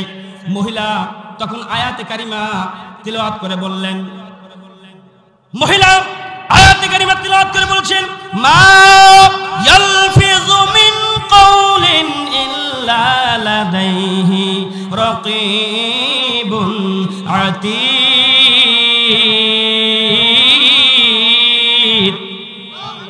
আর জোরে বলেন আল্লাহু আকবার। মহিলা তিনি তার আঞ্চলিক ভাষায় জবাব না দিয়ে তিনি কোরআনুল কারীম থেকে একটা আয়াতে কারিমা তিলাওয়াত করে বললেন, মা ইয়ালফিযু মিন কাওলিন ইল্লা লাদাইহি রাকীবুন আতীদ। ও আব্দুল্লাহ ইবনে মুবারক, তুমি যদি কোনো ভালো কাজ করো তাহলে নিশ্চয় তুমি তার প্রতিদান পাবে। তার মানে ওই বৃদ্ধ মা বললেন, ঠিক আছে, তুমি আমার এতটুকু উপকার করতে পারো। আল্লাহু আকবার বলেন, আরো জোরে বলেন আল্লাহু আকবার। আব্দুল্লাহ ইবনে মুবারক তৎকালীন সময়ের ভিতরে তার চাইতে বড় মুস্তাহিজ, বড় আলেম আর ছিলেন না। তিনি বললেন, মা, আমি জমানার সবচাইতে বড় আলেম, কিন্তু আমি এভাবে কোরআন টু কোরআন কথা বলতে পারি না, আপনি কিভাবে পারেন? আল্লাহু আকবার, নারায়ে তাকবীর। ভাইরা আমার, বন্ধুরা আমার, এই কথা বললেন মহিলাকে। আর আব্দুল্লাহ ইবনে মুবারক কিছু সময়ের জন্য নিজের এলাকা ত্যাগ করে অন্য এলাকায় সফর করলেন। যখন তিনি নিজের এলাকা ত্যাগ করে অন্য এলাকায় সফরে চলে গেলেন, নিজের এলাকার মানুষগুলো তখন আব্দুল্লাহ ইবনে মুবারক এলাকা থেকে সরে যাওয়ার কারণে তারা কবিতা লেখা শুরু করলো, ইজা সারা আবদুল্লাহ মিম্মার উলাইলাতান শারআনহা নূরহা ওয়া জামালুহা। ওই সময়ের এলাকাবাসীগুলো বললেন, ও এলাকাবাসী শোনো, আব্দুল্লাহ ইবনে মুবারক যখন আমাদের এলাকা ছেড়ে চলে গেল, তখন আমাদের এলাকার নূর গেল, আলো গেল, জ্যোতি গেল, বরকত গেল। জোরে বলেন সুবহানাল্লাহ। একটা এলাকার মধ্যে যদি আলেম না থাকে, ওই এলাকার সমস্ত নূর উঠে যায়। জোরে কথা বলেন ঠিক কি না? এখানে একটা কথা শুনেন, এই জন্য ভারতের দালালেরা, রয়েরা, ভারতের এই জনগোষ্ঠীরা, এই ভারতের পাঁচটা দালালেরা, তারা এই বিগত 16 বছরে চেয়েছিল বাংলাদেশে যেন কোনো আলেম না থাকে। এই জন্য কোরআনের পাখি সাইদি সাহেবকে ইনজেকশনের মাধ্যমে দুনিয়া থেকে বিদায় করে দিয়েছে। কথা বলতে হবে ঠিক কিনা? আমরা বলতে পারি আব্দুল্লাহ ইবনে মুবারকের এলাকার মতো যা সাইদি সাহেব চলে যাওয়ার পরে বাংলার নূর গেছে, আলো গেছে, ঠিক কিনা? জোরে কথা বলে। আল্লামা সাইদি তুমি মরনি, শহীদ হয়েছ তুমি, এটাই জানি। কথা কোন ঠিক কিনা? আমার সাথে বলেন, আল্লামা সাইদি তুমি মরনি, শহীদ হয়েছ তুমি, এটাই জানি। কারাগারে কাটালে 12টি বছর, কারাগারে কাটালে 13টি বছর, বাতিল কেঁপেছে তোমায় দেখে থর থর, ঠিক না? আল্লামা সাইদি তুমি মরনি, শহীদ হয়েছ তুমি, এটাই জানি। আপনাদের কাছে আমার একটা প্রশ্ন, তিনি কি শাহাদত বরণ করছে কি করে নাই? জোরে বলে। বাতিল গোষ্ঠীরা চেয়েছিল হার্ট অ্যাটাকের কথা বইলা তাদেরকে নিউজ দিলে হয়তো বা ভাববে মারা গেছে। আমরা জানি তিনি যেভাবেই মরুক না কেন, যেভাবেই দুনিয়া ত্যাগ করুক না কেন, জালেমের অত্যাচারের মধ্য দিয়ে তিনি পৃথিবী ত্যাগ করেছে। আমরা বুঝে নিয়েছি তিনি শহীদ হয়েছে, ঠিক কিনা? জোরে কথা বলে। আপনি কি বেজার হচ্ছেন, রাগ হচ্ছেন? কিছুক্ষণ চলবে, জোরে কতক্ষণ চলবে? ভাইরা আমার, বন্ধুরা আমার, আর একটু গভীর মনোযোগ দেন। তার সাথী বন্ধু যারা ছিল, আব্দুল্লাহ ইবনে মুবারকের সাথী সঙ্গী যারা ছিল, তারা বলল, ইদা যুকিরাল আখিয়ারু ফি বালদাতান ফাহুম আনজুমু ওয়া আনতু হিলালুহা। আল্লাহু আকবার। আব্দুল্লাহ ইবনে মুবারকের সাথী বন্ধু যারা ছিল, তারা বলল, আমাদের সামনে থেকে যখন ওই বন্ধু চলে গেল, তিনি যখন আমাদের সাথে ছিল, আমাদের সাথে যখন ছিল, তখন আমরা সবাই তো বড় আলেম, তার মধ্যে আব্দুল্লাহ ইবনে মুবারক ছিল চাঁদের মতো, মানে আকাশের ভিতরে তারকারাজি না থাকলে চাঁদের সৌন্দর্য তারকারাজি আছে, চাঁদ না থাকলে তারকারাজির কোনো গুরুত্ব থাকে না, সৌন্দর্য থাকে না। কতক্ষণ ঠিক কিনা? তার বন্ধুরা বললাম আমরা এক একটা তারকারাজির নেই, কিন্তু আব্দুল্লাহ ইবনুল মুবারক ছিল আমাদের কাছে ওই চাঁদের মতো। আল্লাহু আকবার। ভাইরা আমার, বন্ধুরা আমার, আব্দুল্লাহ ইবনুল মুবারক এবার প্রশ্ন করলেন মহিলাকে যে দেখি তাকে আটকানো যায় কিনা। আমার দিকে কি আপনাদের মনোযোগ আছে? আব্দুল্লাহ ইবনুল মুবারক এবার ভাবলো, আচ্ছা মহিলা খালি কোরআন দিয়ে কথা কয়, তার আঞ্চলিক ভাষায় কথা বলাইতে পারতেছি না, এবার দেখি তাকে আঞ্চলিক ভাষায় কথা বলানো যায় কিনা। আটকানোর জন্য ওই বৃদ্ধ বুড়ি মাকে বলছে, মা আচ্ছা আপনার বাসা কোথায়? আচ্ছা কোরআনের মধ্যে কি চট্টগ্রাম নোয়ারগ্রাম আছে, মুসলিমগঞ্জ আছে, উদয়পুর ইউনিয়ন আছে? নাই। আব্দুল্লাহ ইবনুল মুবারক এবার ওই বুড়িমাকে আটকানোর জন্য, মানে তার আঞ্চলিক ভাষায় কথা শোনার জন্য প্রশ্ন করলেন, মা আপনার বাসা কোথায়? এই প্রশ্ন করার পরে মহিলা মা বললেন, কুরআনুল কারীমের একটা আয়াত তেলাওয়াত করে বললেন, সুবহানাল্লাযী আসরা বিআবদিহি লাইলাম মিনাল মাসজিদিল হারামি ইলাল মাসজিদিল আকসা। আল্লাহু আকবার বলেন না কেন? মহিলা আয়াতি কারিমা তেলাওয়াত করে বললেন, আব্দুল্লাহ ইবনুল মুবারক পবিত্র পাক ও পুত পবিত্র মাওলা সেই আল্লাহ যিনি তার বান্দাকে এক কদমে বাইতুল্লাহ থেকে মসজিদে আকসা পর্যন্ত নিয়েছেন। এই মহিলা আয়াতে কারিমা তিলাওয়াত করে বুঝিয়ে দিলেন, আব্দুল্লাহ ইবনুল মুবারক আমার বাড়ি কোথায় তুমি জিজ্ঞাসা করেছো? আল্লাহর নবীকে আল্লাহ তাআলা এই বাইতুল্লাহ থেকে মসজিদে আকসা পর্যন্ত নিয়ে গেছিল এক কদমে। সেখান থেকে তিনি ঊর্ধ্ব গগনে আরোহণ করলেন আল্লাহর ইশারায়। আমি এই বৃদ্ধ মহিলা যেই জায়গায় আছি সেটা হলো বাইতুল্লাহ, আর আমার এই বাড়ি হলো ওই মসজিদ আকসা ফিলিস্তিনের মধ্যে। এই কোরআনের আয়াত তেলাওয়াত করে মহিলা বুঝালেন, আমি বাইতুল্লাহ আছি, তার মানে আমার বাড়ি হচ্ছে মসজিদে আকসার কাছে। জোরে বলেন আল্লাহু আকবার। কত সুন্দর সে কোরআন দিয়ে কথোপকথন করছে, আর আমাদের ঘরের মহিলারা ঝগড়া নিয়ে ব্যস্ত থাকে, ঠিক কিনা? আসতে কোন ঠিক কিনা? আমাদের ঘরের মহিলারা জানে কোন পারফিউম নিলে আমাকে ভালো দেখা যাবে, কোন লিপস্টিক দিলে ঠোঁটটা বেশি লাল হবে। কথা কর না গে? এই জমানার নারীরাই আমাদের ঘরে, ঠিক কিনা? জোরে কথা কর। ফোন আইফোন নিবে না জুংলি ফোন নিবে এ নিয়ে ব্যস্ত, কোরআন অধ্যয়ন করার জন্য তাদের কোনো অভ্যাস নাই, ঠিক কিনা? জোরে কথা বলে। এর একমাত্র কারণ হলো আপনার আর আমার, কারণ ঘরের মহিলাকে আমরা কোরআন পড়তে উদ্বুদ্ধ করি না, ঠিক কিনা? জোরে কথা বলে।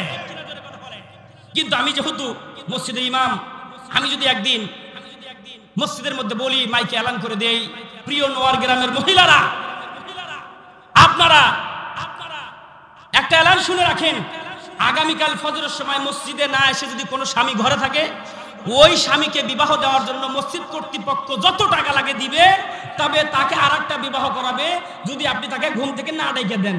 দেখবেন ভাই, ইমাম ঢোকার আগে এলাকার সব এই হাড় ভাঙ্গা হাড়বালে রাজায় মসজিদে জমা হবে, ঠিক কিনা? এ কথা বল না কেন? জমা হবে, কারণ মহিলারা স্বামীকে হারাইতে চায় না।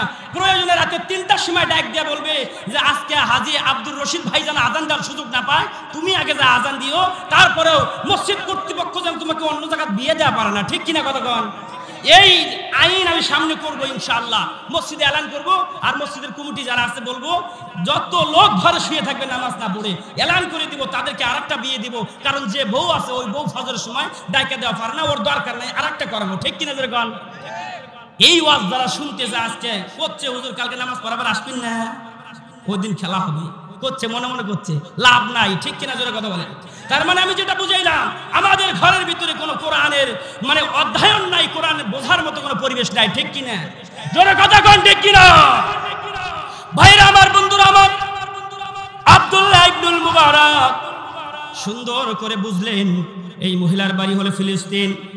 এবার ওই মহিলাকে প্রশ্ন করলেন, মা, ও মা, আমি তোমাকে ইন তাফআলু মিন খায়রিন ইয়ালামুল্লাহ।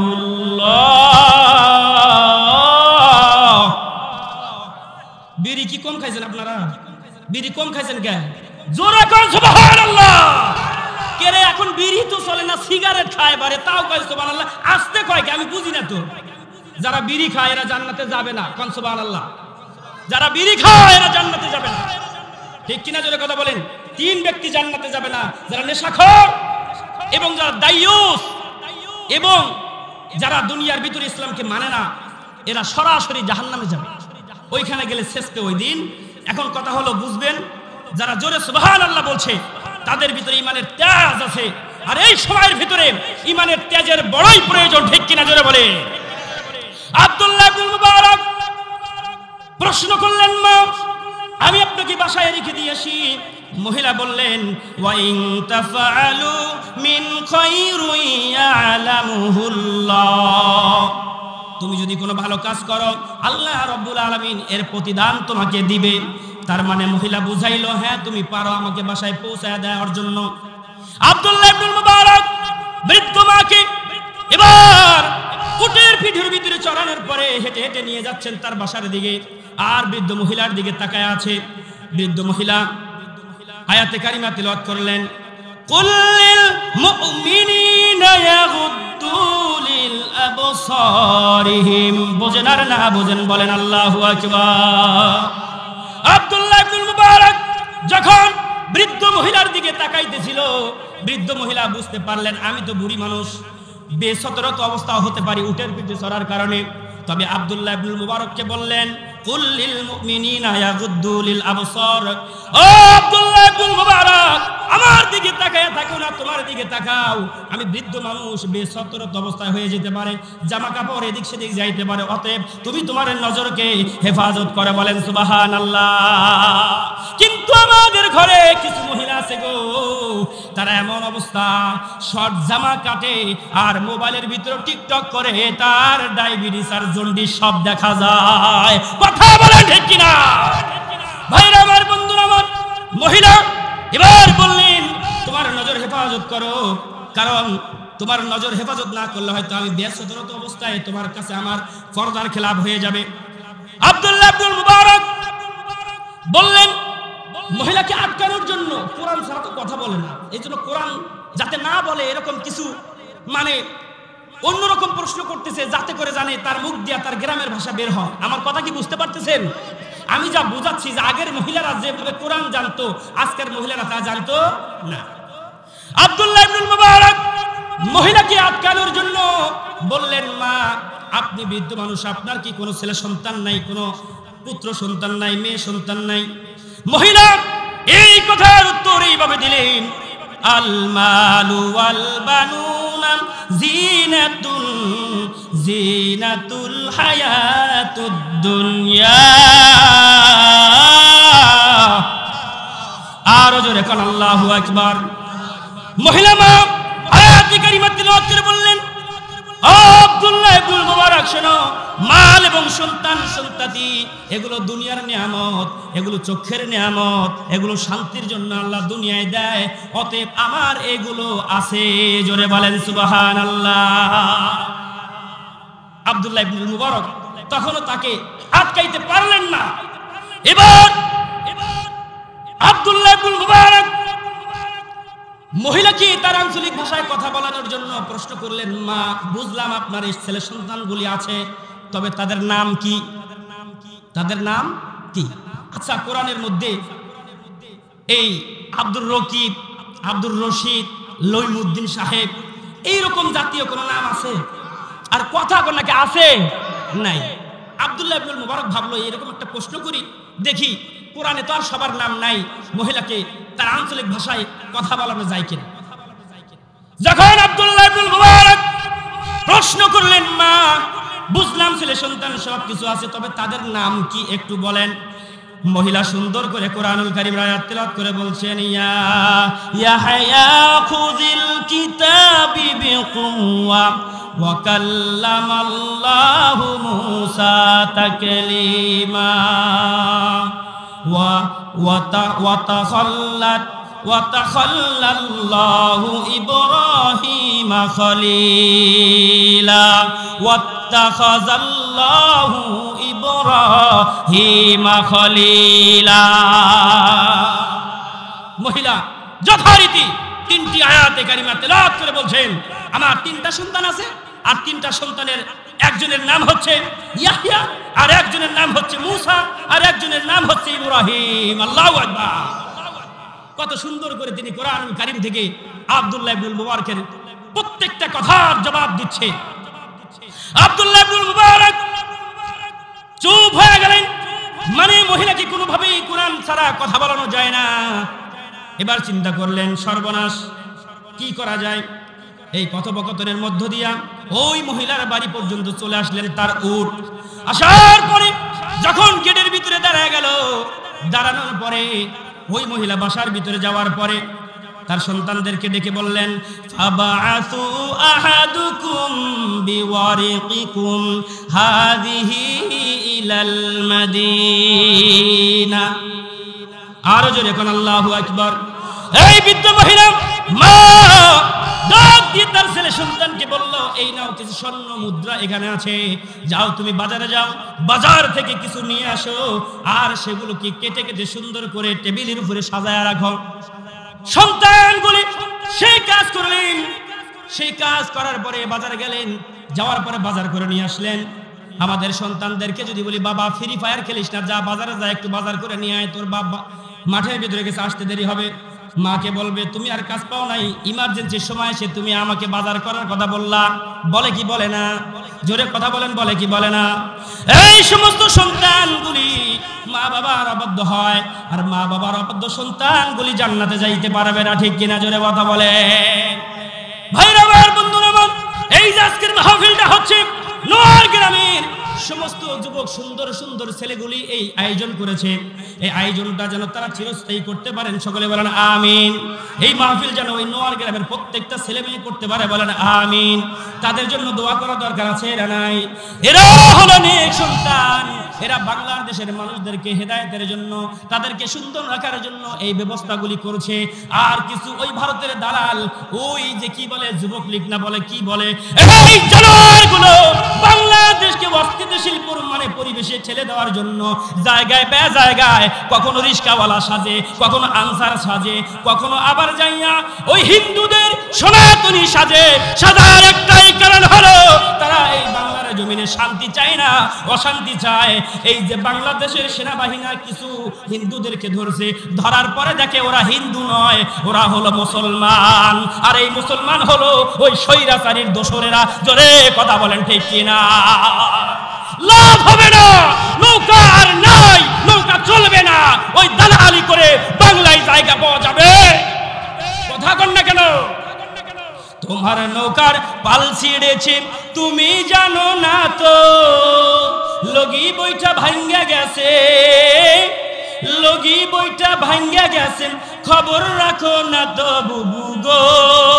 ও তুমি কেমন নৌকার মাঝি, এখন তো আর নৌকা চলে না। ঠিক কিনা কথা বলে? তোমার নৌকার পাল ছিঁড়েছে তুমি তো জানো না, লগি বইটা ভেঙ্গে গেছে, খবর তো রাখো না বুবু গো। ও তুমি কেমন নৌকার মাঝি, এখন তো আর নৌকা চলে না। ঠিক কিনা কথা বলে? ও স্বৈরাচারী রে, মানুষ হইয়া মানুষ মারলি গদির লাইগা রে। ও স্বৈরাচারী রে, মানুষ হইয়া মানুষ মারলি গদির লাইগা রে। তোর শেষটা এবার দেইকা সারলো দেশের ছাত্র জনতা, এখন তো আর নৌকা চলে না। ঠিক কিনা? নৌকা কি চলবে? বাংলার জমিনে আবার এই নৌকাওয়ালারা আসুক, এটা কি আপনারা চান? এই না চাওয়ার পিছনে আমাকে আপনাকে একটা শপথ করতে হবে, নৌকাওয়ালা নয়, আল্লাহ ওয়ালাদেরকে রাষ্ট্রে দেখতে চাই। ঠিক কিনা কথা বলে? জোরে কথা বলেন, ঠিক কিনা? এই রাষ্ট্রে দেখতে চাই কোরআন ওয়ালাদেরকে। জোরে কথা বলেন, ঠিক কিনা? আমরা তাদেরকে চাই। সম্মানিত উপস্থিতি, মুআজ্জাজ হাজিরিন, আমি হাদিস পড়েছিলাম, সেখান থেকে একটু কথা বলতে হচ্ছে। আল্লাহর নবী সাল্লাল্লাহু আলাইহি ওয়াসাল্লাম বলেছেন, ও জমানার মানুষ, আমরা কেন নৌকা চাই না, কেন নৌকা আসতে দেওয়া যাবে না? শুনেন, قال رسول الله صلى الله عليه وسلم في الفتن تلزم جماعة المسلمين وإمامهم আল্লাহর নবী বলেছেন জামানার মানুষ তোমরা শোনো তোমরা ওই শেষ জামানায় যখন ফিতনা ছড়ায়া যাবে মুসলমান শাসক হয় মুসলমানকে মারবে হিন্দুদেরকে সহযোগিতা করবে হিন্দুদেরকে ফুল পাওয়ার দেবে ইমানদারদেরকে ধরে ধরে তারা ফাঁসির কাস্টে ঝুলায় দিবে ওই সময় তুমি একত্র হয়ে থাকবা মুসলমানদের সংগঠনের সাথে থাকবা মুসলমান যারা রাষ্ট্র চালাইতে পারে তাদের সাথে থাকবা কথা হলো রাসূলের জোরে কথা বলেন কার রাসূলের কথা বিশ্বাস হয় কি হয় না বলা হলো ইয়া রাসূলুল্লাহ কিলা যদি এই ধরনের কোনো সংগঠন না থাকে এই ধরনের যদি কোনো রাজনৈতিক দল না থাকে তাহলে কি করব আল্লাহর নবী বললেন ফাইল্লাম ইয়াকুল্লাহুম জামাআতুন ওয়ালা ইমাম যদি এই ধরনের কোনো সংগঠন না থাকে তুমি তাহলে কোনো দলই করবা না জোরে বলেন সুবহানাল্লাহ আমাদের বাংলাদেশে রাষ্ট্র চালাইতে পারে এমন কোন দল আছে না নাই কথা বলেন ইসলাম এবং কোরআন দিয়ে যারা রাষ্ট্র চালাইতে পারবে এমন দল আছে না নাই এখন কথা শুনেন তারা কারা এই বাংলাদেশে মুসলমানের জান মালের নিরাপত্তা দিতে গিয়া জাহান্নাম থেকে বাঁচাইতে গিয়া যারা ফাঁসিতে ঝুলেছে যারা মার খেয়েছে জুলুম সয়েছে জেলে গিয়েছে তারাই একমাত্র মুসলমানের সংগঠন ঠিক কিনা জোরে কথা বলে নাম বলতে হবে বলেই দেই সমস্যা হবে এখন তো আর ওরা নাই কারা নাই কথা কর কারা নাই ওই যে ওরা এখন প্রকাশ্যে বলা যায় বাংলাদেশ চালানোর জন্য একমাত্র যারা যোগ্য তারাই হচ্ছে জামায়াতে ইসলাম কথা বলে ঠিক কিনা এর বিকল্প আর নাই কথাকে বিশ্বাস হয় জোরে কথা কোন কথাকে বিশ্বাস হয়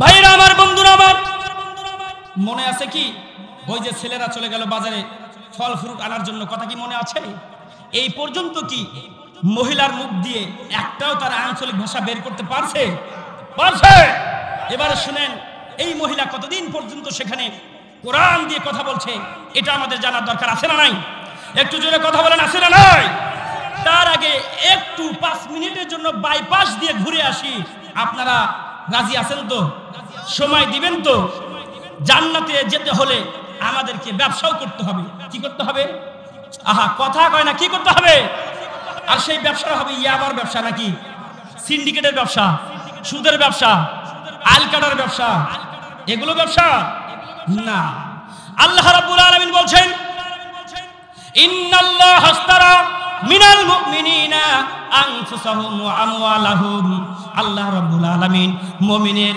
জান মালের দ্বারা জান্নাত কিনে নিয়েছে জোরে বলেন সুবহানাল্লাহ কিসের দ্বারা জান মালের দ্বারা আল্লাহ রাব্বুল আলামিন জান্নাত কিনে নিয়েছে আমার প্রশ্ন হলো এখন আপনার জান আর কি আপনার কাছে আছে কথা কোন না আছে আছে কিন্তু এটার মালিক কে জোরে বলেন মালিক কে এটা বিক্রি হয়াই গেছে আমি দাবি করলে এটা আমার হতে পারে না এই যে মালের কথা বলছে আল্লাহ রাব্বুল আলামিন তার মানে আমার অধীনে যত মাল সম্পদ আছে সব কিনে নিছে কে জোরে কোন কে আল্লাহ কিনে নিচ্ছে তার মানে মালের মালিকও আমি না এখন কথা হলো যেগুলো আছে এগুলো যদি দুনিয়ায় রেখে যায় এই মালগুলি দুনিয়ায় যত ছেলে সন্তান রেখে গেলাম এরাই ভাগ করবে এরাই নেশা করবে ওই আপনার অর্থ দিয়ে এরাই জমি বিক্রি করে দুনিয়ায় গুনাহের কাজ করবে ঠিক কিনা জোরে কথা বলেন আল্লাহ রাব্বুল আলামিন বলছেন তোমরা যদি ব্যবসা করতে চাও তাহলে তোমার মাল এবং জান দিয়ে আল্লাহর রাস্তায় লড়তে হবে যেহেতু এখন স্বৈরাচারীদেরকে তাড়া দিয়েছি এখন আর যুদ্ধের জন্য আমাদের মাল ব্যবহার করতে হচ্ছে না তবে তৈরি রাখতে হবে কিন্তু আমাদের মসজিদগুলোকে আবাদ করতে হবে দ্বীনিয়াল সংগঠনগুলোকে আমাদেরকে চালু রাখতে হবে এই জন্য আমাদেরকে মসজিদ চালু রাখার জন্য মসজিদের কিছু অর্থপাতির প্রয়োজন আছে না নাই কথা বলেন মান বানা লিল্লাহি মসজিদান বানাল্লাহু লাহু বাইতান ফিল জান্নাহ দুনিয়াতে যদি কেউ কিছু অর্থ দিয়া যদি মসজিদের সহযোগিতা করে আল্লাহ রাব্বুল আলামিনের নবী বলছে তারা জান্নাতে একটা ঘর তৈরি করলো জোরে বলেন সুবহানাল্লাহ দুনিয়াতে অনেক দামি ঘর তৈরি করছেন ছেলে সন্তান 4টা হওয়ার কারণে ঘরে আর আপনার জায়গা হয় না বারান্দা থাকা লাগে ঠিক কি না কথা কর না কেন বারান্দা থাকা লাগে অথচ আল্লাহ রাব্বুল আলামিনের পয়গম্বর বলছে কেউ যদি একটা মসজিদ তৈরি করে যায় আল্লাহ মরার সাথে সাথে তার জান্নাতে একটা ঘর তৈরি করে রাখবে আর সেখানে ঢুকে যাবে। বলে সুবহানাল্লাহ। ভাইরা আমার, বন্ধুরা আমার, এই জান্নাত ক্রয় করার জন্য আব্দুল্লাহ ইবনুল মুবারকের ঘটনা তো আমি বলবো। আবু বকর রাদিয়াল্লাহু তাআলা আনহু তিনি একদিন মক্কার ভিতরে যখন দুর্ভিক্ষ দেখলেন 70টা উট ভরাট করে সম্পদগুলি নিয়ে গেলেন। যাওয়ার পরে মক্কাতুল মুকাররমায় যখন দেখলেন অভাব অনটন, সেখানে গিয়া যখন ওই উটগুলো দাঁড় করালেন, ওই বাজারের সব আরবদারেরা চলে আসলেন। ও আবু বকর, মক্কার ভিতরে দুর্ভিক্ষ চলতেছে, আপনার মালগুলি আমার হাতে দেন, আমরা মক্কার সব দুর্ভিক্ষ মানে অভাব দূরীভূত করে দিব। ওই কি বলে আপনার ওসমান রাদিয়াল্লাহু তাআলা আনহু বলছে, ও মক্কার লোকেরা, একটা সময় তোমরা আমাদেরকে মক্কায় থেকে তাড়িয়ে দিয়েছো, অভাব কেন আসলো? কয় নূর নবী বিশ্ব নবীকে মক্কায় জায়গা না দেওয়ার কারণে আজকে অভাব চলে আসছে। কয় তোমরা যাকে তাড়িয়ে দিয়েছো ওই নবী আমাকে এখানে ব্যবসা করার জন্য পাঠিয়ে দিয়েছে। তবে তো বলো তোমরা আমার এই 70টা উট ভর্তি অর্থগুলা কয় টাকা দিয়ে কিনতে পারবা? ওই মক্কার নগরীর সব আরবদারেরা বলল আমরা 1 ডবল দাম বেশি দিব। বলছে না না না, তা হবে না। আরবদারেরা বলছে 2 ডবল বেশি দিব। কয় তোমরা আমার মাল কিনতে পারবা না। বাধ্য হয়ে মক্কা নগরীর আরবদারেরা বলছে 3 ডবল দাম বেশি দিব। কয় না না না, তাও আজকের মাল কিনতে পারবা না। ওরা নিজের পুঁজি টুজি যা আছে সব কিছু ওসমান গনির সামনে পেশ করে বলছে, ওসমান 4 ডবল দাম বেশি দিলাম, তবু আপনার আজকের অর্থগুলি আমাদেরকে দেন। আপনি যদি অর্থগুলি না দেন মক্কার সবাই অনাহারে মরে যাবে। আল্লাহর পয়গম্বর সাহাবী ওসমান রাদিয়াল্লাহু তাআলা আনহু বলছেন, ও মক্কার লোকেরা শুনো, আমি দুনিয়া থেকে মদিনা থেকে মক্কায় এসেছি ব্যবসা করার জন্য নয়, তবে আজকে এমন একটা ব্যবসা করব যে ব্যবসার মধ্য দিয়ে আমি জান্নাত কিনে নিব। কারণ আমার এইখানে 70টা উট আছে, প্রত্যেকটা উটের যত মাল আছে প্রত্যেকটা উটের মাল আমি মক্কায় দূর করে মক্কায় দান করে দিলাম। জোরে বলেন সুবহানাল্লাহ।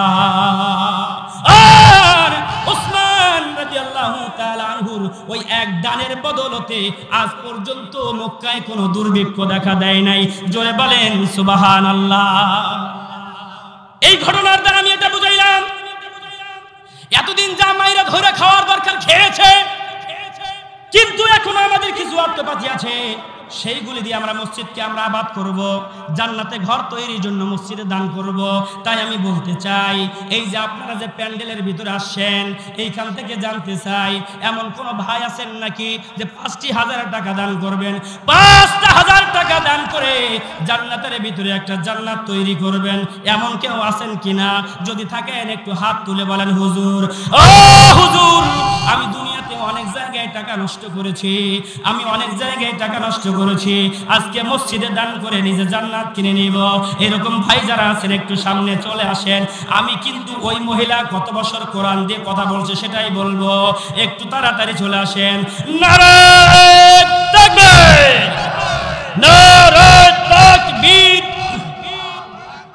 আজকের মাহফিলের দানকারী জিন্দাবাদ, জিন্দাবাদ বলেন। আজকের মাহফিলের দানকারী আল্লাহর এক বান্দা আমার আলোচনা শোনার পরে 10টা 500 টাকার দিয়েছেন নোট। আয় আল্লাহ, তুমি তার দুনিয়ার সমস্ত দূর করে দাও বালা মুসিবত।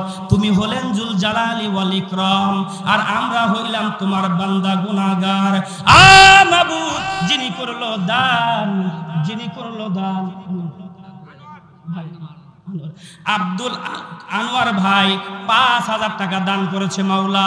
কয়দিন আগে তার মাকে হারিয়েছে রে আল্লাহ। ও মালিক, মাকে হারিয়ে অনুতপ্ত হয়া আজকে মায়ের জন্য 5,000 টাকা করেছে দান। আয় আল্লাহ, তুমি দানকে কবুল করে নেন। দানের বদলতে মসজিদ বানানোর কারণে তুমি তার মায়ের কবরটা জান্নাত বানায় দেন। সরে বলেন আমিন, আমিন, আমিন আল্লাহ, আমিন দানকারীর ওই পিতা মাতার কবরটা জান্নাতে বানায়ো। জোরে বলেন আমিন। দান করিলে মান কমে না, আখিরাতে হয় জমা। দান করিলে মান কমে না, আখিরাতে হয় জমা। মাফ করিবেন আল্লাহ তাআলা, সেই দিন কেউ থামবে না। আর একজন বান্দা, মাবুদ গো, এই ওয়াজ শুনে 1500 টাকা করেছে দান। তুমি হলেন জুল জালালি ওয়াল ইকরাম, ও দয়াময় মেহেরবান।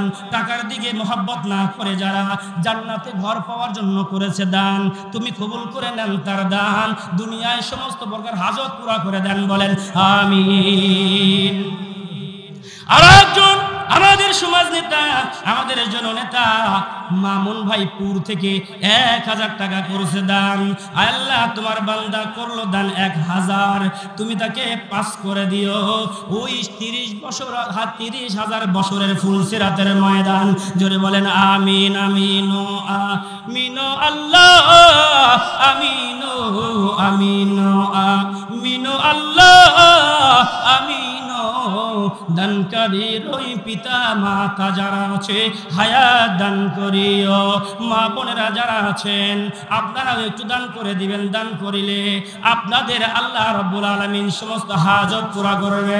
অনেক মা আছেন গো, ছেলে সন্তান হয় না, অনেক ফকির ফকরান্তির ঘরে আছেন, অনেক টাকা নষ্ট করছেন, কাজ হয় নাই। মসজিদ বানানোর উসিলা করে আপনি আল্লাহকে বলেন, আল্লাহ সন্তান হয় না, আপনার কাছে সন্তান চাওয়ার উসিলায় আমি মসজিদে কিছু টাকা দান করলাম, আল্লাহ আপনার সমস্ত হাজত পুরা করে দিবে, সন্তান আপনাদেরকে দান করে দিবে। ও বন্ধুরা, একটু গভীর মনোযোগ দেন। মরিলে সব রাখে যাব, মরিলে সব রেখে যাব, সঙ্গে যাবে না বন্ধু, সঙ্গে যাবে না। কবরেতে থাকবো একা, ছেলে সন্তান দিবে না দেখা। দানগুলি আসবে তেরে করিতে দেখা। আল্লাহু আকবার। দানগুলো আসবে তেরে করিতে দেখা। আল্লাহ রাব্বুল আলামিন তোমার আরেক বান্দা নাম হলো সাইদুল ইসলাম। আয় আল্লাহ, তুমি জুল জালালি ওয়াল ইকরাম নগদ 5000 টাকা দান করছে। লিল্লাহি তাকবীর। আল্লাহ তোমার বান্দার 5000 টাকা দান কবুল করে নাও। আয় আল্লাহ তোমার আরেক, ও আল্লাহ আমি চাইছি 4-5 জন, মোটামুটি হয়ে গেছে প্রায় 20 জনের মতো। নারায়ে তাকবীর। দানকারী জিন্দাবাদ জিন্দাবাদ, বলেন দানকারী। মাশাআল্লাহ মাশাআল্লাহ। তোমার আরেক বান্দার নাম হলো মিজানুর রহমান নোয়ার গ্রাম, দান করেছে 5000। আল্লাহ তুমি দান কবুল করে নাও। আয় আল্লাহ তোমার কাবা ঘর তওয়াফ করনে ওয়ালা বান্দা হাজী সাহেব, নাম হলো আব্দুর রশিদ, সে মানে নাই শীত, দান করেছে হেসে হেসে, তুমি তাকে জান্নাত দিও তুমি তুমি অগণিত মাপে। আমিন বলে। আল্লাহ তোমার আরেক বান্দা নাম হলো নঈমুদ্দিন, মসজিদের সেক্রেটারি, আমি দোয়া করছি কারণ তাকেও আমি চিনি, তিনি হলেন আল্লাহর মেহমান, চলে যাবে মক্কাতুল মদিনা। ভাইরা, তিনি দিয়েছেন 1005। এই কথা আমি মানতে পারি না, কারণ দিতে হবে কমপক্ষে তাকে 10। কথা কোন ঠিক কিনা? কয়েকদিন পরে তিনি চলে যাচ্ছেন মদিনাতুল মুনাওয়ারায়, যেখানে নবী শুয়ে থেকে বলবে, ওরে মসজিদের সেক্রেটারি, 10,000 টাকা দান করে আজকে তুমি এসেছো আমার বাড়ি, আমি আছি মদিনাতুল মুনাওয়ারায়, আর তুমি আছো ওই নোয়ার। এই নোয়ারে নয় মসজিদ নির্মাণ করে আজকে এখানে এসেছো, তোমাকে নিয়ে থাকবো জান্নাতুল মুনাওয়ারায়। আমিন। কাজে ওনার জন্য আমি এখন দোয়া করিনি, পরে করবো। রাগ করতেছেন? আমি জানি আপনি পারবেন, জুলুম করবো না, কারণ জুলুম করলে আমার বেতন কাটা লিখবে, বুঝছেন? আমি জানি উনি দিবে। মাশাআল্লাহ। তোমার আরেক বান্দা নাম হলো খাজা মিয়া, না দান করেছে নগদ 2000। আল্লাহ তুমি তার দান কবুল করে নাও। ছেলে সন্তান জন্ম নিয়েছে, নাম হলো আয়াত। আল্লাহ আয়াতকে তুমি আল্লাহ বড় আলেম হিসাবে কবুল করা নিও। ও ভাইরা, গভীর মনোযোগ, বিরক্ত হবেন না। মহিলা কত বছর এই কোরআন থেকে কথা বলছে সেটা বলে দিব, শুনতে রাজি আছেন তো ইনশাআল্লাহ? ভাইরা আমার, বন্ধুরা আমার, নাম হলো জান্নাতুল। আল্লাহ দান করেছে 1000 নগদ। আয় আল্লাহ তুমি তার দান কবুল করে নাও। তোমার আরেক বান্দা কোটিপতি, সে এখনো দুধ বিক্রি করে, লাখ লাখ টাকা আছে, তার কোনো অভাব নাই, কিন্তু দান করেছে 1000। আয় আল্লাহ দুধ কমায় দিও, 2 কেজির গাছে দিও তুমি 1 পোয়া, ঠিক কিনা? হাজার হাজার টাকা আছে, 1000 টাকা দিছে। এই দোয়া হবি না, জেলা হবি না, ওটা থুয়ে দিচ্ছে আমি। রাগ হচ্ছেন কি? উজ্জ্বল ভাই কত? উজ্জ্বল ভাই 200 টাকা দিছে। এটা আবার শেখ মুজিবুর মার্কা, কেন 1000 টাকা দেওয়া যায় না? বাড়ি 1000 টাকা দরকার আছে। আয় আল্লাহ তোমার নাম হলো গফফার, দান করেছেন জব্বার। এটা পরে বাড়ি, আগে দেন না, ওটা থো না আছে। উনি কোথায়? উনি কোথায়? সভাপতি সাহেব আছেন? মাশাআল্লাহ, শাবাশ। মহিলা মা বোনের কি বাড়ি দিয়েছে না? আছে। দেখেন ওনারা যেন বাড়ির যারা, ওনাদের টাকা লাগবে তো। আজকাল তো মহিলারাই টাকাওয়ালা লোক, ঠিক কিনা কথা বলেন? কালকে পরশুদিন আমি দুপচাচিয়া থেকে আসতেছি এদিক দিয়ে, তো আমাকে আবার এসে মাহফিল ধরা লাগবে বানেশ্বর। তো এক মহিলা ওই গাড়িতে উঠবে, আমি আবার ওটা রিজার্ভ নিয়ে চলে আসতেছি। তো করছে আমাকে না নিয়ে যান, তো অটোওয়ালা দাঁড় করালো। আমি বললাম চাচি তাড়াতাড়ি চড়েন, তাড়াতাড়ি চড়েন। কই বাপু আমি কি আর তাড়াতাড়ি চড়তে পারি? মহিলা কি তাড়াতাড়ি করতে পারে? আমি বললাম কি কোন বারে 5 আগস্টে এই ছাত্র জনতা গণভবন যাইতে যাইতে এক টানে চলে গেছে সে আগরতলায়, সে 1 মিনিটে আগরতলায় চলে গেছে। আর আপনি এইখান থেকে অটোতে চড়তে পারবেন না। তার মানে বুঝালাম যে মহিলারাই সবচাইতে ফাস্ট, এরা জান্নাতেও যাবে আগে, আজকে দানও করবে অনেকগুলো সবার উপরে, ঠিক কিনা? জোরে কথা বলেন। মহিলা মা বোনেরা, একজনের নাম হলো মিলন, নগদ 1000 টাকা করেছে দান। আল্লাহ তুমি দান কবুল করে নাও। আর একজনের নাম হলো ফিরোজ, আল্লাহ তুমি তার দান কবুল করে নাও, নগদ 1000। আল্লাহ নাম হচ্ছে হারুনুর রশিদ, আল্লাহ সে মানে নাই শেদ, দান করেছে নগদ 1000, কবুল করে নেন গজুল জালালি ওয়াল ইকরাম, নাম হলো সাবু, আল্লাহ দান করেছে 500। আল্লাহ তুমি তাকে দুনিয়ায় করে দিও না কাবু, আল্লাহ তুমি জান্নাতে ঢুকায়া দিও। জান্নাতি ফেরেশতারা বলে জানো তুমি হলো আজকে ধন্য বাবু, ঠিক কি না? বলেন আমিন। আল্লাহ তোমার আরেক বান্দা নাম হলো শাহ আলম, দান করিতে করে নাই ভুল, দিয়েছে 500। তুমি জুল জালাল ওয়াল ইকরাম, দান কবুল করো। নাম হলো রুবেল, 1000 টাকা করছে নগদ দান, বাড়ায় দেন মান সম্মান। ও ভাইয়েরা আমার, বন্ধুরা আমার, গভীর মনোযোগ। আমি কি এই কবিতাগুলো পড়বো আর আপনারা শুনবেন? দিবেন না নাকি? আব্দুল সাত্তার হাজী, ট্রিপল হাজী, হজ করেছে 3 বার, টাকা দিয়েছে উনি 1 বার, আরো 2 বার পাওয়া যাবে, ঠিক কিনা কথা কন? এটা থুইলাম আমি এই পাশে। আর একজনের নাম হলো রানা মিয়া, নগদ 1000। আল্লাহ তুমি দানগুলো কবুল করে নাও। ছন্দ বলার সময় নাই, কারণ অনেক টাকা তুলতে হবে, জান্নাতে বাড়ি বানাইতে হবে। মহিলা কত বছর কোরআন দিয়ে কথা বলছে সেটাও বলা লাগবে, ঠিক কিনা? জোরে কথা বলেন।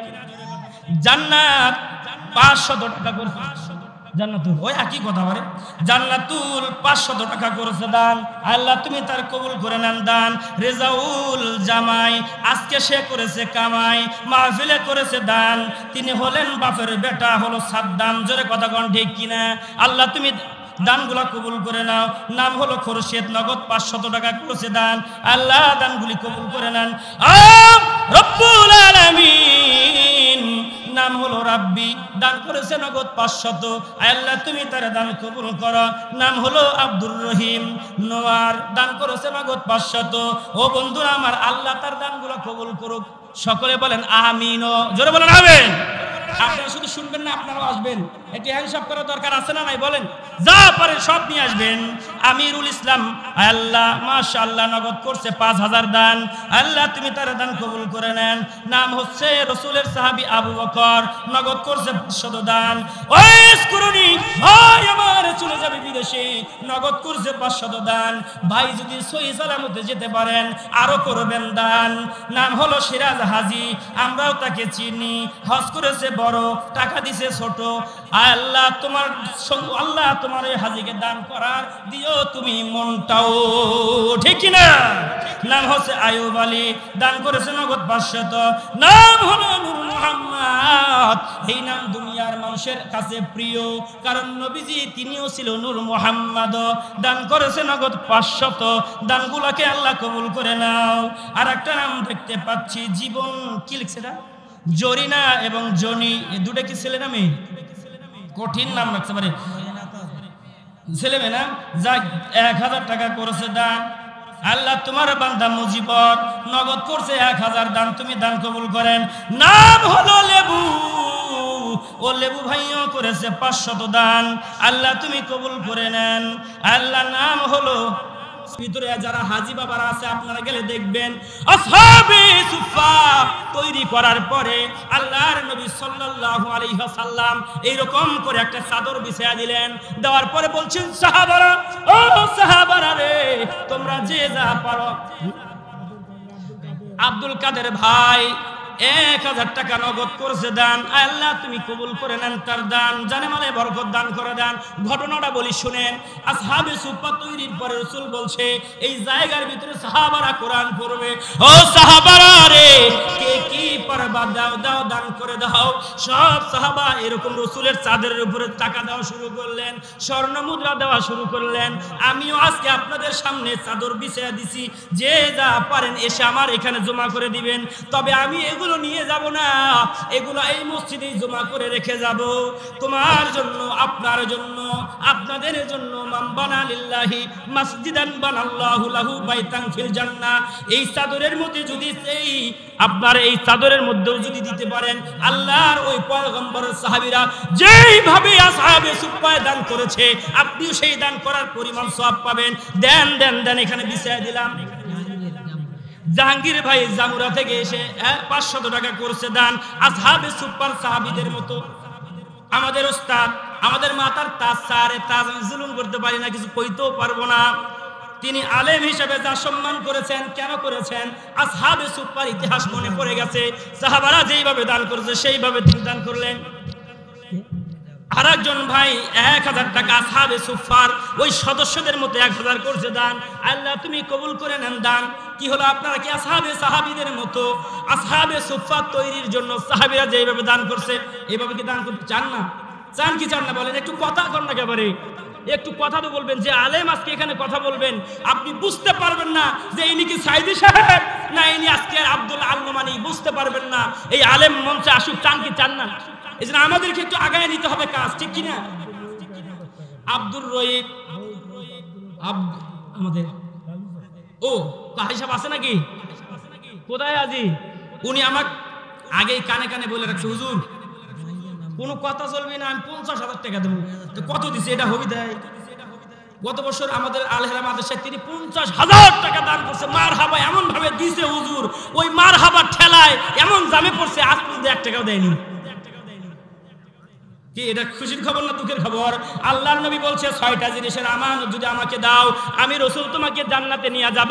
1 নম্বরে কথা হলো উসদুকুম ইজা হাসাদকুম, যদি তুমি কোথাও কথা দাও তাহলে তুমি কথা পূরণ করবা, যদি কোথাও ওয়াদা দাও তাহলে ওয়াদা পূরণ করবা। আমাদের হাজী সাহেব 50,000 দিতে চাইছে, 1 টাকাও দেয় নাই, তার মানে তিনি ওয়াদা খেলাপ করছে। দোয়া করতেছি আল্লাহ ওখানে বাকি দিয়েছে 50 ফাঁকি দিয়েছে, তবে আজকে নগদ যেন 20,000 দিতে পারে, বলেন আমিন। কোথায় হাজী সাহেব? কোথায় কোথায় হাজী সাহেব? কোথায় হাজী সাহেব? চলে গেছে। কোথায় বাড়ি হাজী সাহেব? কোথায়? ওনাকে আমি আবার হজে নিয়ে যাব, আমার সাথে পালাইছে নাকি? দুয়ারটা ধরে নিয়ে আসেন, বারে পানি বেশি দূর যাওয়া পারবি না, এজমা আছে। ভাইরা আমার, বন্ধুরা আমার, গভীর মনোযোগ দেন। এমন নাম লিখছে ধরতে পারতেছিলাম, মাহাবুল সম্ভবত ভাইজান আমার 500 টাকা করছে দান, আল্লাহ কবুল করে নেন। আমাদের সভাপতি সাহেবও এখনো বলে নাই, আমাদের সেক্রেটারি সাহেবও এখনো বলে নাই, অচিরেই তিনি বলবেন। আরেকজন ভাই তিনি করছে 100 টাকা দান, আল্লাহ তুমি দান কবুল করে নেন। ওই যে মহিলা কিভাবে কতদিন পর্যন্ত কথা বলছে, কতদিন পর্যন্ত কথা বলছে এটা জানার দরকার আছে না নাই? কথা কোন আছে না নাই? বিরক্ত হচ্ছেন আপনারা? ভাই বিরক্ত হওয়ার দরকার নাই, এই টাকা আমি লিয়া যাবো না, আমার এই টাকা থুয়েই যাবো সব, ঠিক কিনা কথা বলেন? আবার চলে যেতে হবে সকালে আমাকে দুপচাচিয়া, সেইখান থেকে যেতে হবে